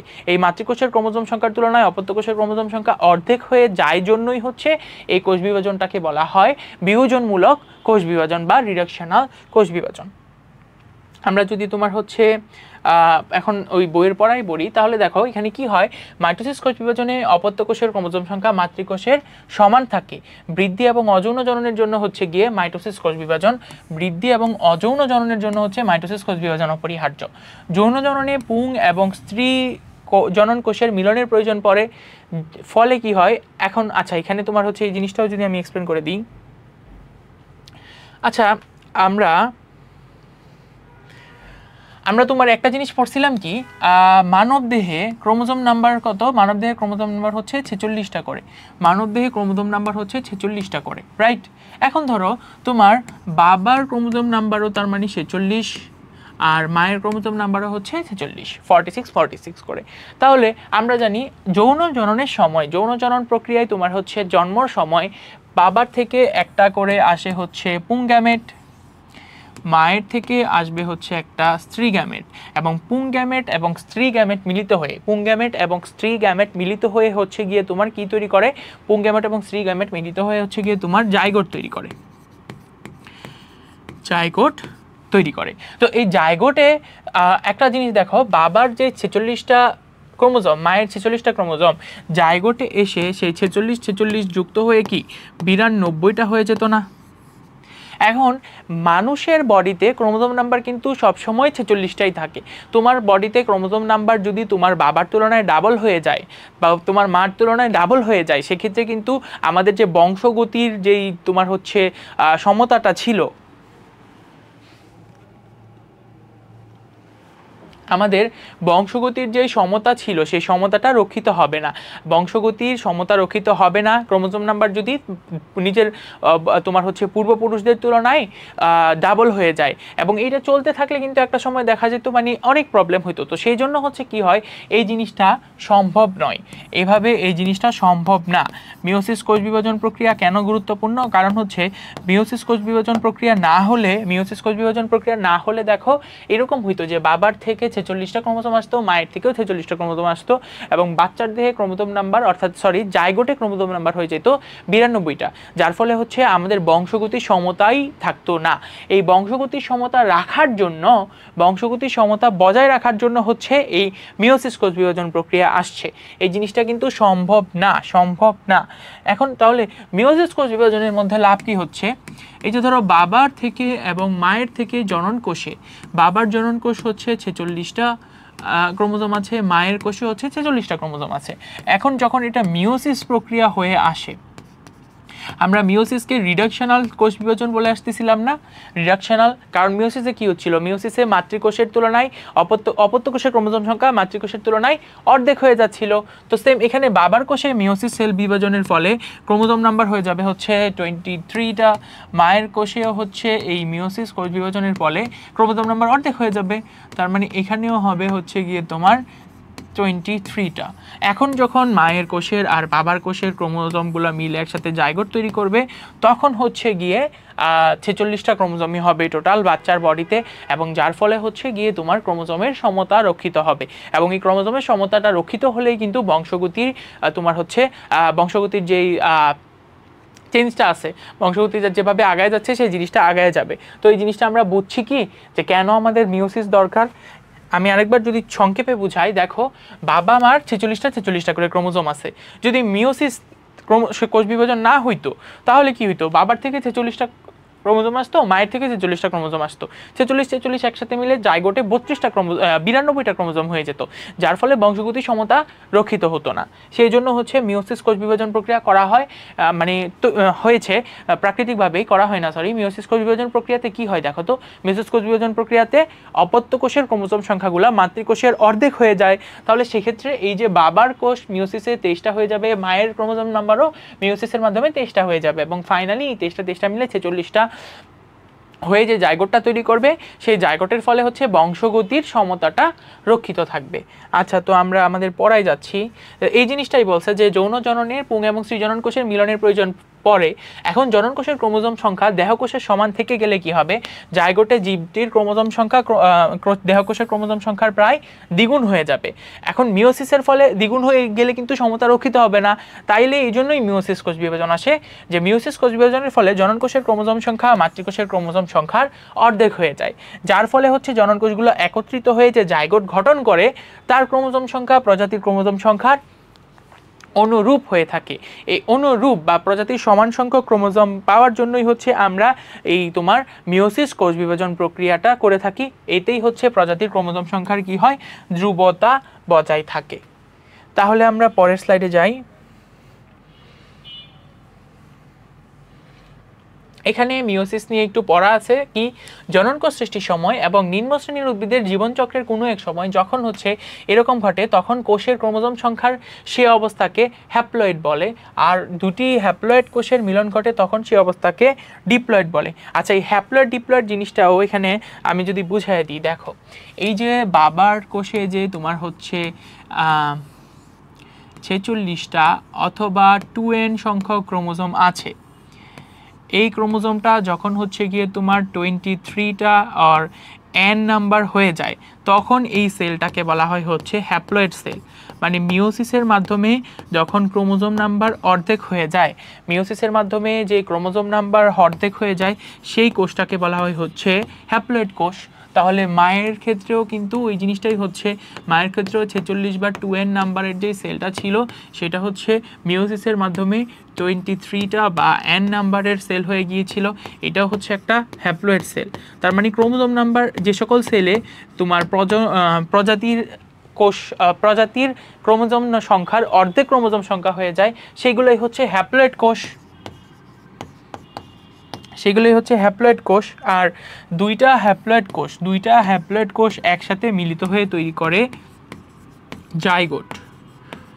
জাইগোটের ক্রোমোজোম নাম্বার তখন থাকে হচ্ছে গিয়ে তোমার 46 or 2n, কারণ 23 অথবা n যুক্ত হয়ে হচ্ছে জাইগোট তৈরি করছে। তো ওখানে ওই জিনিসটাই বোঝাচ্ছিল হ্যাপ্লয়েড কি, জাইগোট কি। হ্যাপ্লয়েড জিনিসটা কি, হ্যাপ্লয়েড হচ্ছে তোমার প্রাণী কোষে যখন 46টা ক্রোমোজোমই থাকে অথবা 2n ক্রোমোজোমই থাকে, ওইটাকে বলা হয় হচ্ছে গিয়ে ডিপ্লয়েড। যখন 46টা বা 2n ক্রোমোজোমই থাকে ওইটাকে বলা হয় ডিপ্লয়েড। এবং এই ডিপ্লয়েড কোষগুলো যখন হচ্ছে মাইটোসিস কোষ বিভাজন প্রক্রিয়ায় অর্ধেক কোষ বিভাজন পেয়ে যায়, তখন এদেরকে বলা হয় হচ্ছে হ্যাপ্লয়েড। দুইটা হ্যাপ্লয়েড মিলে তৈরি করে হচ্ছে জাইগোট। এইটুকু হচ্ছে গিয়ে তোমার ওখানে এই জিনিসটাকেই ওরা বোঝাচ্ছিল যে এখানে তোমার হচ্ছে মিওসিস কোষ বিভাজনের মাধ্যমে n থেকে 2n হচ্ছে, তাহলে এগুলা কি, এই 2n গুলা হচ্ছে ডিপ্লয়েড। এই ডিপ্লয়েড থেকে যে n গুলা মিওসিসের মাধ্যমে n গুলা আসছে সেগুলো হচ্ছে হ্যাপ্লয়েড। আর এখানে নিষিক্ত হইছে, সেখান থেকে তৈরি হচ্ছে জাইগোট। এভাবে মিওসিস কোষ বিভাজনের মাধ্যমে জাইগোট তৈরি হয়, এবং এই প্রক্রিয়ায় হচ্ছে বংশগতির তোমার হচ্ছে গিয়ে সমতাটা রক্ষিত হয়ে থাকে। আচ্ছা, মিওসিসের বৈশিষ্ট্যটা কি দেখো তো। মিওসিস কি, ডিপ্লয়েড জীবের জনন মাতৃকোষ এবং হ্যাপ্লয়েড জীবের জাইগোটে এই মিওসিসটা ঘটে। যাদের ক্রোমোজোম নাম্বার 2n তারা হচ্ছে ডিপ্লয়েড জীব, 2n নাম্বার ক্রোমোজোম বা ডিপ্লয়েড জীবের কি হবে, জনন মাতৃকোষে এটা হবে। আর হ্যাপ্লয়েড জীবের ক্ষেত্রে সেটা কোথায় হবে, তোমার হচ্ছে জাইগোটে। এবং এই ধরনের কোষ বিভাজনে কি একটা কোষ থেকে 4টা কোষের সৃষ্টি হয় এবং ক্রোমোজোম একবার বিভাজিত হয়, নিউক্লিয়াসটা হচ্ছে দুবার বিভাজিত হয়। এটা হচ্ছে অনেক ইম্পর্টেন্ট জিনিস মিওসিসের বৈশিষ্ট্যে। মিওসিসে কিন্তু নিউক্লিয়াসটা দুইবার বিভাজিত হচ্ছে, মিওসিসে নিউক্লিয়াসটা দুইবার বিভাজিত হচ্ছে। ডিপ্লয়েড জীবের জনন মাতৃকোষ এবং হ্যাপ্লয়েড জীবের জাইগোটে মিওসিস ঘটতেছে। এই ধরনের কোষ বিভাজনে একটি কোষ দুটি কোষের সৃষ্টি, 4টি কোষের সৃষ্টি করে। এবং এই ক্রোমোজোমে কিন্তু এখানে ক্রোমোজোম একবার বিভক্ত হয় এবং নিউক্লিয়াস বিভক্ত হয় দুইবার। এবং এখানে সৃষ্ট কোষটি 4টি কোষের নিউক্লিয়াসের ক্রোমোজোম সংখ্যা মাতৃকোষের ক্রোমোজোম সংখ্যার হচ্ছে গিয়ে অর্ধেক হয়। এই জিনিসগুলো অলরেডি আমরা জানি, পড়ার মধ্যেই চলে আসছে, এখানে তাও আবার বৈশিষ্ট্য আকারে একবার দেখে নাও। এখানে মিওসিস কোথায় ঘটে বলে কোয়েশ্চেন আসছে। আমরা যেমন মাইটোসিস কোথায় ঘটে পড়ছিলাম, এখানে পড়তেছি মিওসিস কোথায় ঘটে। মিওসিস কোথায় ঘটে দেখো, মিওসিস কোষ প্রধানত কি, জীবের জনন কোষ বা গ্যামেট সৃষ্টির সময় জনন মাতৃকোষে ঘটে থাকে। সপুষ্পক উদ্ভিদের পরাগধানী এবং ডিম্বকের মধ্যে এবং উন্নত প্রাণীদেহে শুক্রাশয় এবং ডিম্বাশয় এর মধ্যে হচ্ছে গিয়ে মিওসিস হয়ে থাকে। এখানে মিওসিস কোষ বিভাজনের পুরো প্রক্রিয়াটা বলা হয়েছে। এখানে মিওসিস কি হয়, মিওসিস হচ্ছে জনন মাতৃকোষে পরপর 2 ধাপে বিভাজিত হয়। যে কোষ বিভাজনের সময় এটি হচ্ছে জনন মাতৃকোষ পরপর 2বার বিভাজিত হয়। এটাকে একটাকে হচ্ছে মিওসিস 1, একটা হচ্ছে বলা হচ্ছে মিওসিস 2। মিওসিস 1 কি, মিওসিস 1 হচ্ছে তোমার দুটি অপত্য কোষের ক্রোমোজোম সংখ্যা মাতৃকোষের ক্রোমোজোম সংখ্যার অর্ধেক হয়ে যায়, এটাকে বলা হয় বিভাজনমূলক কোষ বিভাজন, অর্ধেক হয়ে যায়। আর মিওসিস 2তে কি হচ্ছে, মিওসিস 2 হচ্ছে মাইটোসিসের মতোই সমান নাম্বার ক্রোমোজোম, মানে একটা সেল থেকে 2টা সেল আসতেছে এবং ক্রোমোজোম নাম্বারের সমতা রক্ষিত হচ্ছে, যার ফলে ফাইনালি আমরা একটা জনন মাতৃকোষ থেকে হচ্ছে 4টি অপত্য কোষ পেয়ে থাকি। ওকে, এটার মাধ্যমে হচ্ছে আমাদের মিওসিস কোষ বিভাজন প্রক্রিয়াও শেষ। তাহলে আমাদের এই চ্যাপ্টারের প্রথম পার্টটুকু, এটাই সবচেয়ে বড় পার্ট ছিল, যেটা হচ্ছে তোমার কোষ বিভাজন প্রক্রিয়াটা, এটার মাধ্যমে হচ্ছে আমাদের এই কোষ বিভাজন প্রক্রিয়াটা কমপ্লিট হয়ে গেল। এখন হচ্ছে আমরা আমাদের এই চ্যাপ্টারের পরের পড়ায় যাচ্ছি, সেটা হচ্ছে কি তোমার বংশগতি নির্ধারণে ক্রোমোজোম, ডিএনএ এবং আরএনএ এর ভূমিকা। এটা আমাদের ছোট্ট একটা টপিক, বাট এটাও আমাদের জন্য কিন্তু অনেক গুরুত্বপূর্ণ। এখানে বংশগতি নির্ধারণে ক্রোমোজোম, ডিএনএ এবং আরএনএ কিভাবে ভূমিকা রাখে। আচ্ছা, ক্রোমোজোম জিনিসটাকে আমরা যদি মনে করার চেষ্টা করি, আমরা দেখেছি নিউক্লিয়াসের নিউক্লিয়ার রেটিকুলাম যেটা, বা নিউক্লিয়ার রেটিকুলামের আরেকটা নাম হচ্ছে ক্রোমাটিন তন্তু। এই ক্রোমাটিন তন্তুগুলা হচ্ছে প্রোফেজ পর্যায়ে ক্রোমাটিড হচ্ছে, এই ক্রোমাটিডগুলা হচ্ছে তারপরে তোমার মেটাফেজ পর্যায়ে এসে ক্রোমোজোম হয়ে যাচ্ছে। ক্রোমোজোমগুলা হচ্ছে তোমার, তার মানে ক্রোমোজোমগুলো হচ্ছে এখানে নিউক্লিয়াস, প্রত্যেকটা সেলের নিউক্লিয়াসেই ক্রোমোজোম থাকে। এই ক্রোমোজোমগুলাই কিন্তু তোমার হচ্ছে আমাদের বংশগতির ধারক এবং বাহক। মানে তোমার বৈশিষ্ট্য, তোমার আব্বুর কিছু আছে, তোমার আম্মুর কিছু মিক্স আছে, তোমার বাকি যে বংশ তোমার হচ্ছে আরও যে পূর্বপুরুষরা ছিল তাদের কিছু কিছু স্থান রয়েছে। এই জিনিসগুলো নির্ধারণ করার পিছনে সেই সবচেয়ে বেশি ভূমিকা রাখতেছে সেটা হচ্ছে ক্রোমোজোম। তাছাড়া ডিএনএ, আরএনএ, জিন এগুলো তো আছেই। এগুলো সবগুলো হচ্ছে তোমার চুলের কালার থেকে শুরু করে তোমার চোখের কালার, তোমার দেহের গঠন, তোমার স্কিন কালার, তোমার কথা বলার, চিন্তা ভাবনা করার ক্ষমতা, সব কিছুকে নির্ধারণ করে দিচ্ছে এই ক্রোমোজোম জিনিসটা। তো এখানে হচ্ছে তোমার এটাই লাগে যে বংশগতি নির্ধারণে ক্রোমোজোম, ডিএনএ আর আরএনএ এর ভূমিকাতে এই যে দেখো মা বাবার কিছু বৈশিষ্ট্য কি সন্তান সন্ততি পেয়েই থাকে। মাতা পিতার যে বৈশিষ্ট্য যে প্রক্রিয়ায় হচ্ছে গিয়ে সন্তান সন্ততিতে সঞ্চারিত হয় তাকে বলা হয় হচ্ছে বংশগতি। এটা হচ্ছে ক নাম্বারের অনেক সময় উত্তরটা মানে কোয়েশ্চেনটা আসতে পারে যে বংশগতি কি, মাতা পিতার বৈশিষ্ট্য যে প্রক্রিয়ায় সন্তান সন্ততিতে সঞ্চারিত হয় সেটাই হচ্ছে বংশগতি। সন্তানরা কি করে, পিতামাতার যেসব বৈশিষ্ট্য পায় সেগুলোকে বলা হয় হচ্ছে, সন্তানরা পিতামাতার যে বৈশিষ্ট্য পায় সেগুলোকে বলা হয় আবার হচ্ছে গিয়ে বংশগত বৈশিষ্ট্য। আচ্ছা, বংশগতির সময় এক মানুষের ধারণা ছিল কাল্পনিক, পরবর্তীতে হচ্ছে তোমার একজন সায়েন্টিস্ট আছেন যার নাম হচ্ছে গ্রেগর জোহান ম্যান্ডেল। এই যে আমরা ক্রোমোজোম, ডিএনএ, আরএনএ বা বংশগতি নিয়ে জানা পড়ালেখা করি, এগুলার পিছনে সবচেয়ে বেশি অবদান হচ্ছে এই গ্রেগর জোহান ম্যান্ডেলকে। ওনাকে কিন্তু তোমার হচ্ছে এই বংশগতির জনকও বলা হয়ে থাকে, বা এই যে জিন তত্ত্বের জনক বলা হয়ে থাকে গ্রেগর জোহান ম্যান্ডেলকে। এখন উনি হচ্ছে এই ক্রোমোজোম ডিএনএ এবং আরএনএ এবং কিভাবে বংশগতি জিনিসটা চলে, কিভাবে হচ্ছে বৈশিষ্ট্যগুলা পরবর্তী প্রজন্মে স্থানান্তরিত হয়, এই জিনিসগুলোকে খুব সুন্দরভাবে প্রতিষ্ঠিত করে দিয়েছিলেন। আচ্ছা, আমরা হচ্ছে আমাদের লাস্টের দিকে চলে আসছি। এখানে হচ্ছে তোমার আমরা 3টা ফিগার দেখব ক্রোমোজোম, ডিএনএ এবং আরএনএ নিয়ে। এখানে হচ্ছে দেখো ক্রোমোজোমটা কিভাবে, একটা ক্রোমোজোমের গঠন যদি দেখো, এই যে একটা ক্রোমোজোম দেখতে এমন, এগুলো আমরা বারবার ওই যে তোমার হচ্ছে কোষ বিভাজন প্রক্রিয়ায় দেখে আসছি। এই যে মাঝামাঝি জিনিসটা হচ্ছে সেন্ট্রোমিয়ার, তারপর হচ্ছে গিয়ে আমাদের সেন্ট্রোমিয়ারটাই লাগবে বেসিক্যালি, আর এই যে এগুলোই হচ্ছে ক্রোমোজোম। এছাড়া এখানে যে বাকি চিত্রগুলো চিহ্নিত করা আছে সেগুলো আপাতত তোমাদের দরকার নেই। এইটা হচ্ছে গিয়ে ক্রোমোজোমের সেই সেন্ট্রোমিয়ারটা, আর এই যে এটা হচ্ছে 2টা ক্রোমাটিড মিলে হচ্ছে কি তৈরি করলো আমাদের ক্রোমোজোম। এখানে হচ্ছে তোমার ডিএনএ এবং আরএনএ 2টা ফিগার দিছি। আমাদের আসলে ডিএনএ আরএনএ ফিগার এখন এত দরকার নাই। আমাদের যে জিনিসটা লাগবে সেটা হচ্ছে গিয়ে তোমার ডিএনএ আরএনএ ফুল ফর্ম। আমাদের বডিতে 2 টাইপের হচ্ছে তোমার নিউক্লিক অ্যাসিড পাওয়া যায়, 2 টাইপের নিউক্লিক অ্যাসিড পাওয়া যায়।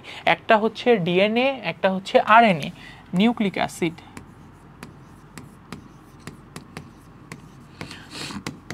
আমাদের বডিতে 2 টাইপের নিউক্লিক অ্যাসিড পাওয়া যায়, একটা হচ্ছে ডিএনএ, একটা হচ্ছে আরএনএ।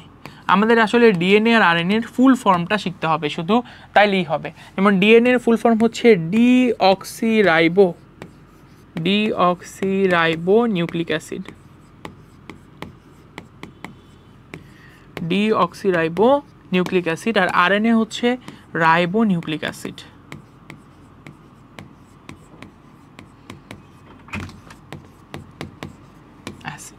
এই ফুল ফর্মগুলো তোমার হচ্ছে এমসিকিউ এবং দেখবা ক নাম্বার কোয়েশ্চেনে অনেকবার রিপিট হচ্ছে। তো আমরা হচ্ছে এই 2টা ফুল ফর্ম অনেক তোমার হচ্ছে গুরুত্বপূর্ণভাবে মাথায় নিয়ে রাখবো, যেটা হচ্ছে ডিএনএ অ্যান্ড আরএনএ এর ফুল ফর্ম। ডিএনএ হচ্ছে ডিঅক্সিরাইবো নিউক্লিক অ্যাসিড, আরএনএ হচ্ছে রাইবো নিউক্লিক অ্যাসিড। আমাদের মানবদেহে কিন্তু এই 2 ধরনের নিউক্লিক অ্যাসিডই পাওয়া যায়। আচ্ছা, তো আমরা হচ্ছে এতক্ষণ তো অনেক পড়লাম, আমরা মোটামুটি এখন এই পুরো চ্যাপ্টারই পড়ে ফেলেছি। এখন একটা চ্যাপ্টার পড়ার পরে পরেই আমাদের টার্গেট থাকতে হবে আমরা এই চ্যাপ্টারের যেন কোয়েশ্চেন সলভ করতে পারি। ওই চ্যাপ্টারের কোয়েশ্চেনগুলো সলভ করার মাধ্যমেই কিন্তু তোমার পরিপূর্ণ একটা প্রস্তুতি হয়ে যাচ্ছে এই চ্যাপ্টার নিয়ে। তো আমরা হচ্ছে এরকমভাবে তোমাদের এই চ্যাপ্টারের পড়ানো শেষ করার পরেই তোমাদের হচ্ছে প্রস্তুতিমূলকভাবে কতগুলো কোয়েশ্চেন লিখেছি। তোমরা সবাই হচ্ছে এই কোয়েশ্চেনগুলোর আনসার করার ট্রাই করো আমার সাথে সাথে। চলো আমরা সলভ করা শুরু করি। এখানে প্রথম কোয়েশ্চেন হচ্ছে মাইটোসিস বিভাজনের কোন ধাপে ক্রোমোজোমগুলো সর্বাধিক খাটো এবং মোটা হয়? এটা কিন্তু আমরা তোমার হচ্ছে প্রোফেজের যেই ধাপ, প্রোফেজে পড়ার সময়ই হচ্ছে পড়ে আসছি যে তোমার হচ্ছে মাইটোসিসের কোন বিভাজনে ক্রোমোজোমগুলো সর্বাধিক মোটা এবং খাটো হয়। সেটা হচ্ছে কি ছিল আমার মেটাফেজ ধাপে হচ্ছে আমার কোষ বিভাজনের তোমার হচ্ছে মেটাফেজ, এই হচ্ছে আমাদের মাইটোসিস কোষ বিভাজনের সময় ক্রোমোজোমগুলো সর্বাধিক খাটো এবং মোটা হচ্ছিল। আমরা যদি পরের কোয়েশ্চেন দেখি, মানুষের চোখের রং নিয়ন্ত্রণ করে কে? আচ্ছা, এখানে কথা আছে, এখানে চোখের রং নিয়ন্ত্রণ করে কে, এই জিনিসটা ডিএনএ, আরএনএ, নিউক্লিয়াস এবং সেন্ট্রোমিয়ার। দেখো এখানে কনফিউশনের কিছু নাই, ডিরেক্টলি ডিএনএ দিয়ে দিবা। আরএনএ হচ্ছে বংশগতির তোমার হচ্ছে বৈশিষ্ট্য, বংশগতির যে বস্তুগুলো আছে সেগুলোর মধ্যে আরএনএও একটা জিনিস, কিন্তু আরএনএ কিন্তু নিম্ন শ্রেণীর প্রাণীর দেহে তোমার হচ্ছে বংশগতির বৈশিষ্ট্যগুলো নিয়ন্ত্রণ করে, আর ডিএনএ হচ্ছে আমাদের মতো উন্নত শ্রেণীর প্রাণীর দেহের বংশগতির বৈশিষ্ট্যগুলো নিয়ন্ত্রণ করতেছে। তো সেক্ষেত্রে এখানে আমাদের চোখের রং নিয়ন্ত্রণ করবে কে? সেটা হচ্ছে ডিএনএ।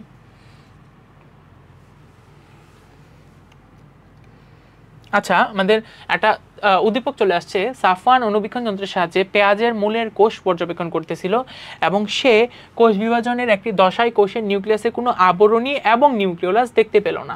ক্রোমোজোমগুলো কোষের ঠিক মাঝ বরাবর অবস্থান করতে দেখলো। আচ্ছা, ক্রোমোজোমগুলো কোষের ঠিক মাঝ বরাবর অবস্থান করতেছিল এবং তোমার হচ্ছে কোনো আর আবরণী এবং নিউক্লিওলাস ছিল না। তার মানে এটা মেটাফেজকে ইন্ডিকেট করতেছে। আমরা পরের কোয়েশ্চেনে যাই, যেখানে বলা সেম উদ্দীপক দিয়ে বলা হয়েছে সাফওয়ানের পর্যবেক্ষণকৃত পরবর্তী দশায় সাফওয়ান দেখতেছিল হচ্ছে নিউক্লিওলাস, আর নিউক্লিওলাস ছিল না এবং ওইগুলো হচ্ছে ইকুয়েটর বরাবর ক্রোমোজোমগুলো ছিল। তার মানে ও দেখতেছিল মেটাফেজ। মেটাফেজের পরবর্তী পর্যায় পর্যবেক্ষণকৃত পরবর্তী দশায় কি হয় দেখো তো, ক্রোমোজোমগুলো সেন্ট্রোমিয়ার থেকে বিচ্ছিন্ন হবে। মানে মেটাফেজের পরটা কি অ্যানাফেজ, অ্যানাফেজের ক্রোমোজোমগুলো সেন্ট্রোমিয়ার থেকে বিচ্ছিন্ন হবে, হ্যাঁ হবে।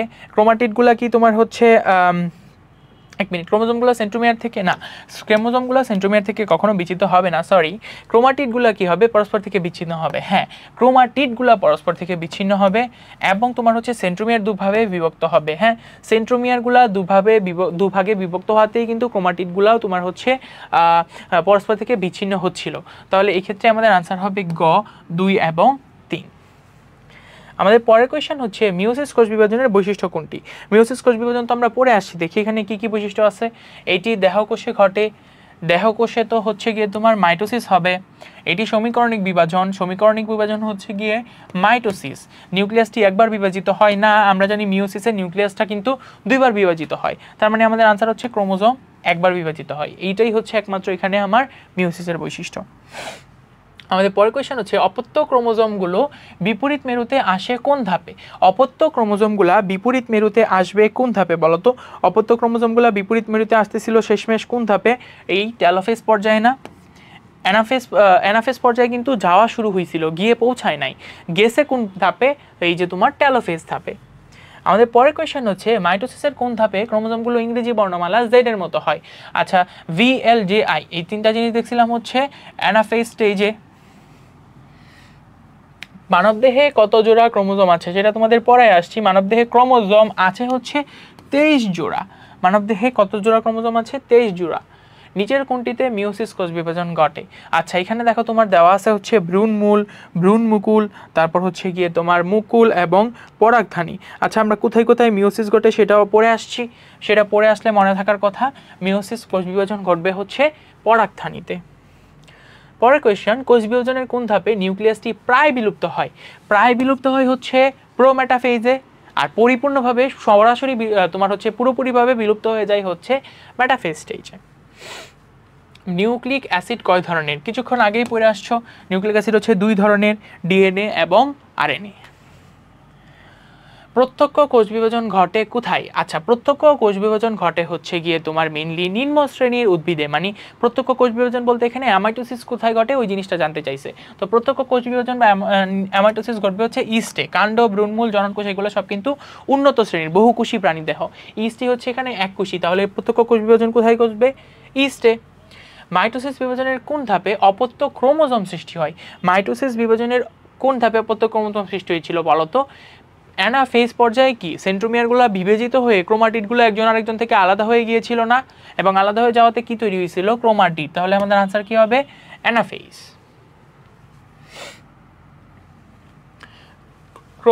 কোনটির বিভাজনে নিউক্লিক অ্যাসিড ডাম্বেল আকার ধারণ করে? আচ্ছা, অ্যামাইটোসিস কোষ বিভাজন প্রক্রিয়ায় যে তোমার হচ্ছে কোষটা এরকম হয়ে যাচ্ছিল, এটা কিন্তু ডাম্বেল আকার বলা হচ্ছিল না। তাহলে অ্যানাফেজ পর্যায়ে, সরি অ্যানাফেজ বলতেছি, অ্যামাইটোসিস কাদের হয়? নিম্ন শ্রেণীর এককোষী প্রাণীদেহে, মানে এখানে তোমার হচ্ছে আমার ছত্রাক। তাহলে নিউক্লিক ডাম্বেল আকার ধারণ করবে হচ্ছে ছত্রাকের ক্ষেত্রে। পরের কোয়েশ্চেন, মাইটোসিসের কোন ধাপে ক্রোমোজোমগুলো VLJI দেখায়? এটা তোমরা বলো এখন। Prophase, prometaphase, metaphase, anaphase, telophase, কোনটা হবে? অফকোর্স অ্যানাফেজে। আমাদের পরের কোয়েশ্চেন হচ্ছে কেরিওকাইনেসিসের পর্যায় কয়ভাবে বিভক্ত? কেরিওকাইনেসিসকে কিন্তু 5 ভাগে ভাগ করা হয়েছিল, প্রোফেজ, প্রোমেটাফেজ, মেটাফেজ, অ্যানাফেজ এবং টেলোফেজে, যেটা নিয়ে আমরা অনেক বিস্তারিত পড়েছি। তো পরের কোয়েশ্চেন, কোষ বিভাজনের কোন পর্যায়ে নিউক্লিয়াসের আকার বড় হয়? দেখো, নিউক্লিয়াসের আকার কিন্তু প্রোফেজেই বড় হয়। কেন বড় হচ্ছিল? পানি বিয়োজনের জন্য। পরের কোয়েশ্চেন, বংশগতির জনক কাকে বলা হয়? একটু আগে পড়ে আসছো, গ্রেগর জোহান মেন্ডেল। তো পরের কোয়েশ্চেন, মানুষের চামড়ার রং নিয়ন্ত্রণ করে কোনটি? আবার দেখো এখানে এই কোয়েশ্চেনটা আসছে, মানুষের চামড়ার রং নিয়ন্ত্রণ করবে কে? মানুষের চোখের রং যদি নিয়ন্ত্রণ করে, চুলের রং যদি নিয়ন্ত্রণ করে ডিএনএ, তাহলে মানুষের চামড়ার রঙও নিয়ন্ত্রণ করবে এই ডিএনএ।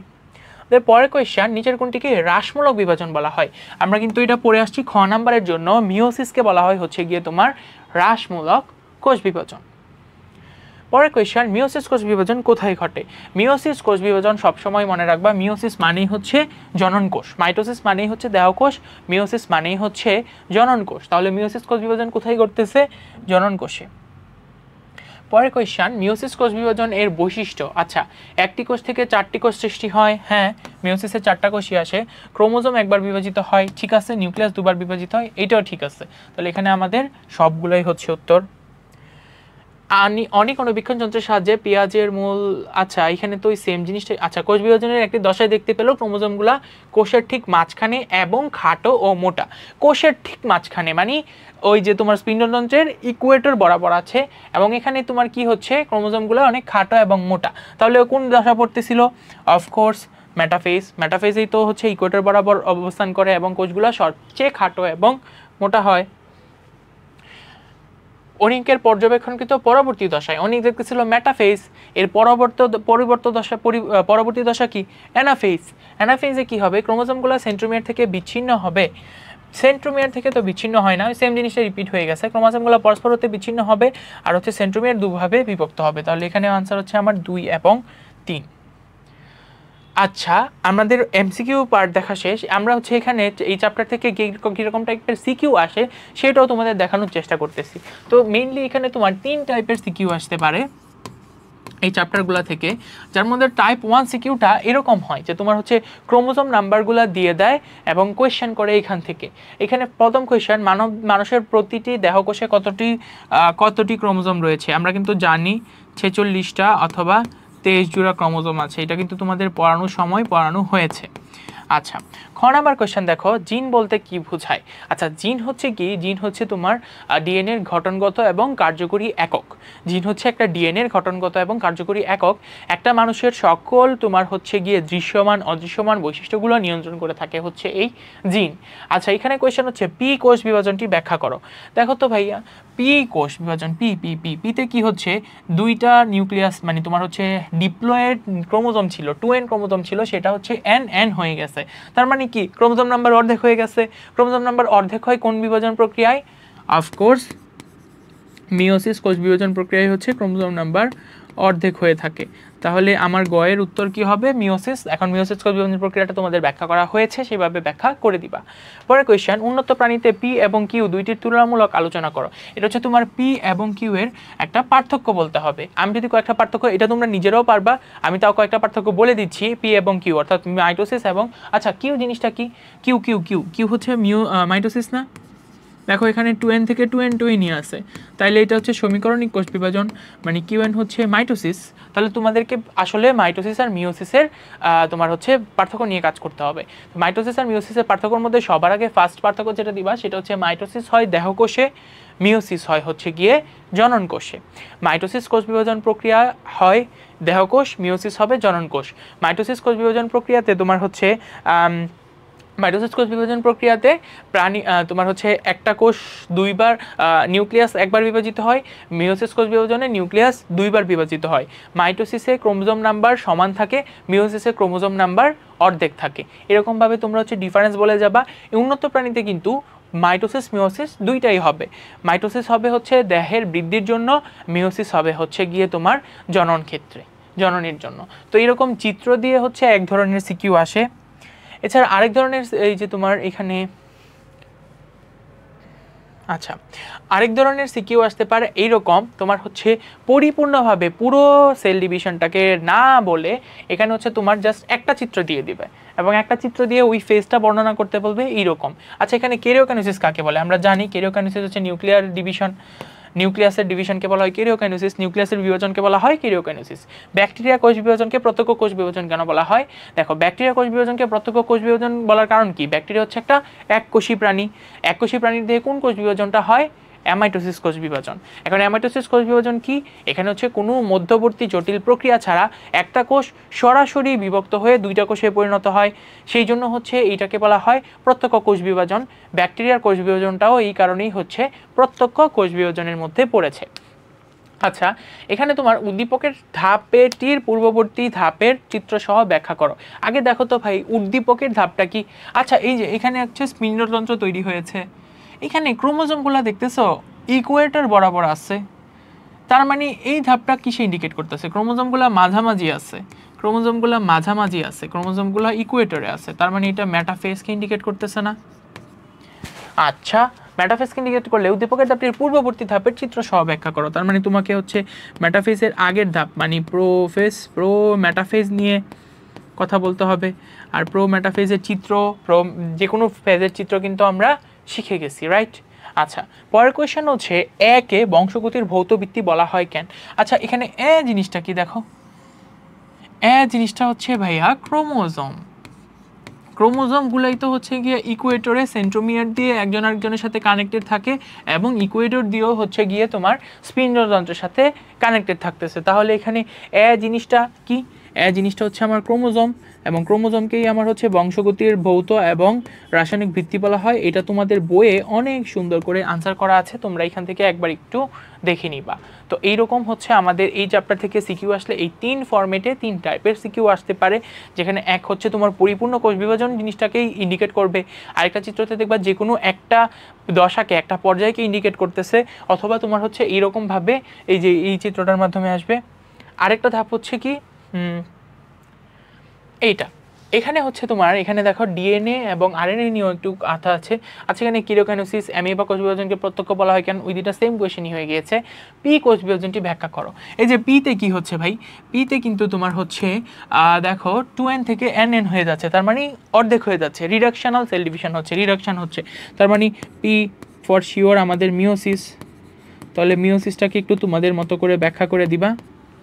আচ্ছা, পরের কোয়েশ্চেন হচ্ছে বংশগতি নির্ধারণে কিউ এবং আর এর ভূমিকা বিশ্লেষণ করো। এই যে ভাই কিউ জিনিসটা কি আর আর জিনিসটা কি, আমরা একটু আগে কিন্তু চিত্র দেখে আসছি। হ্যাঁ, আমরা একটু আগে চিত্র দেখে আসছি, তাহলে আমাদের এটা জিনিসটা দিয়ে বুঝে যাওয়ার কথা কিউ এবং আর জিনিসটা কি। আর হচ্ছে আমার এখানে ক্রোমোজোম,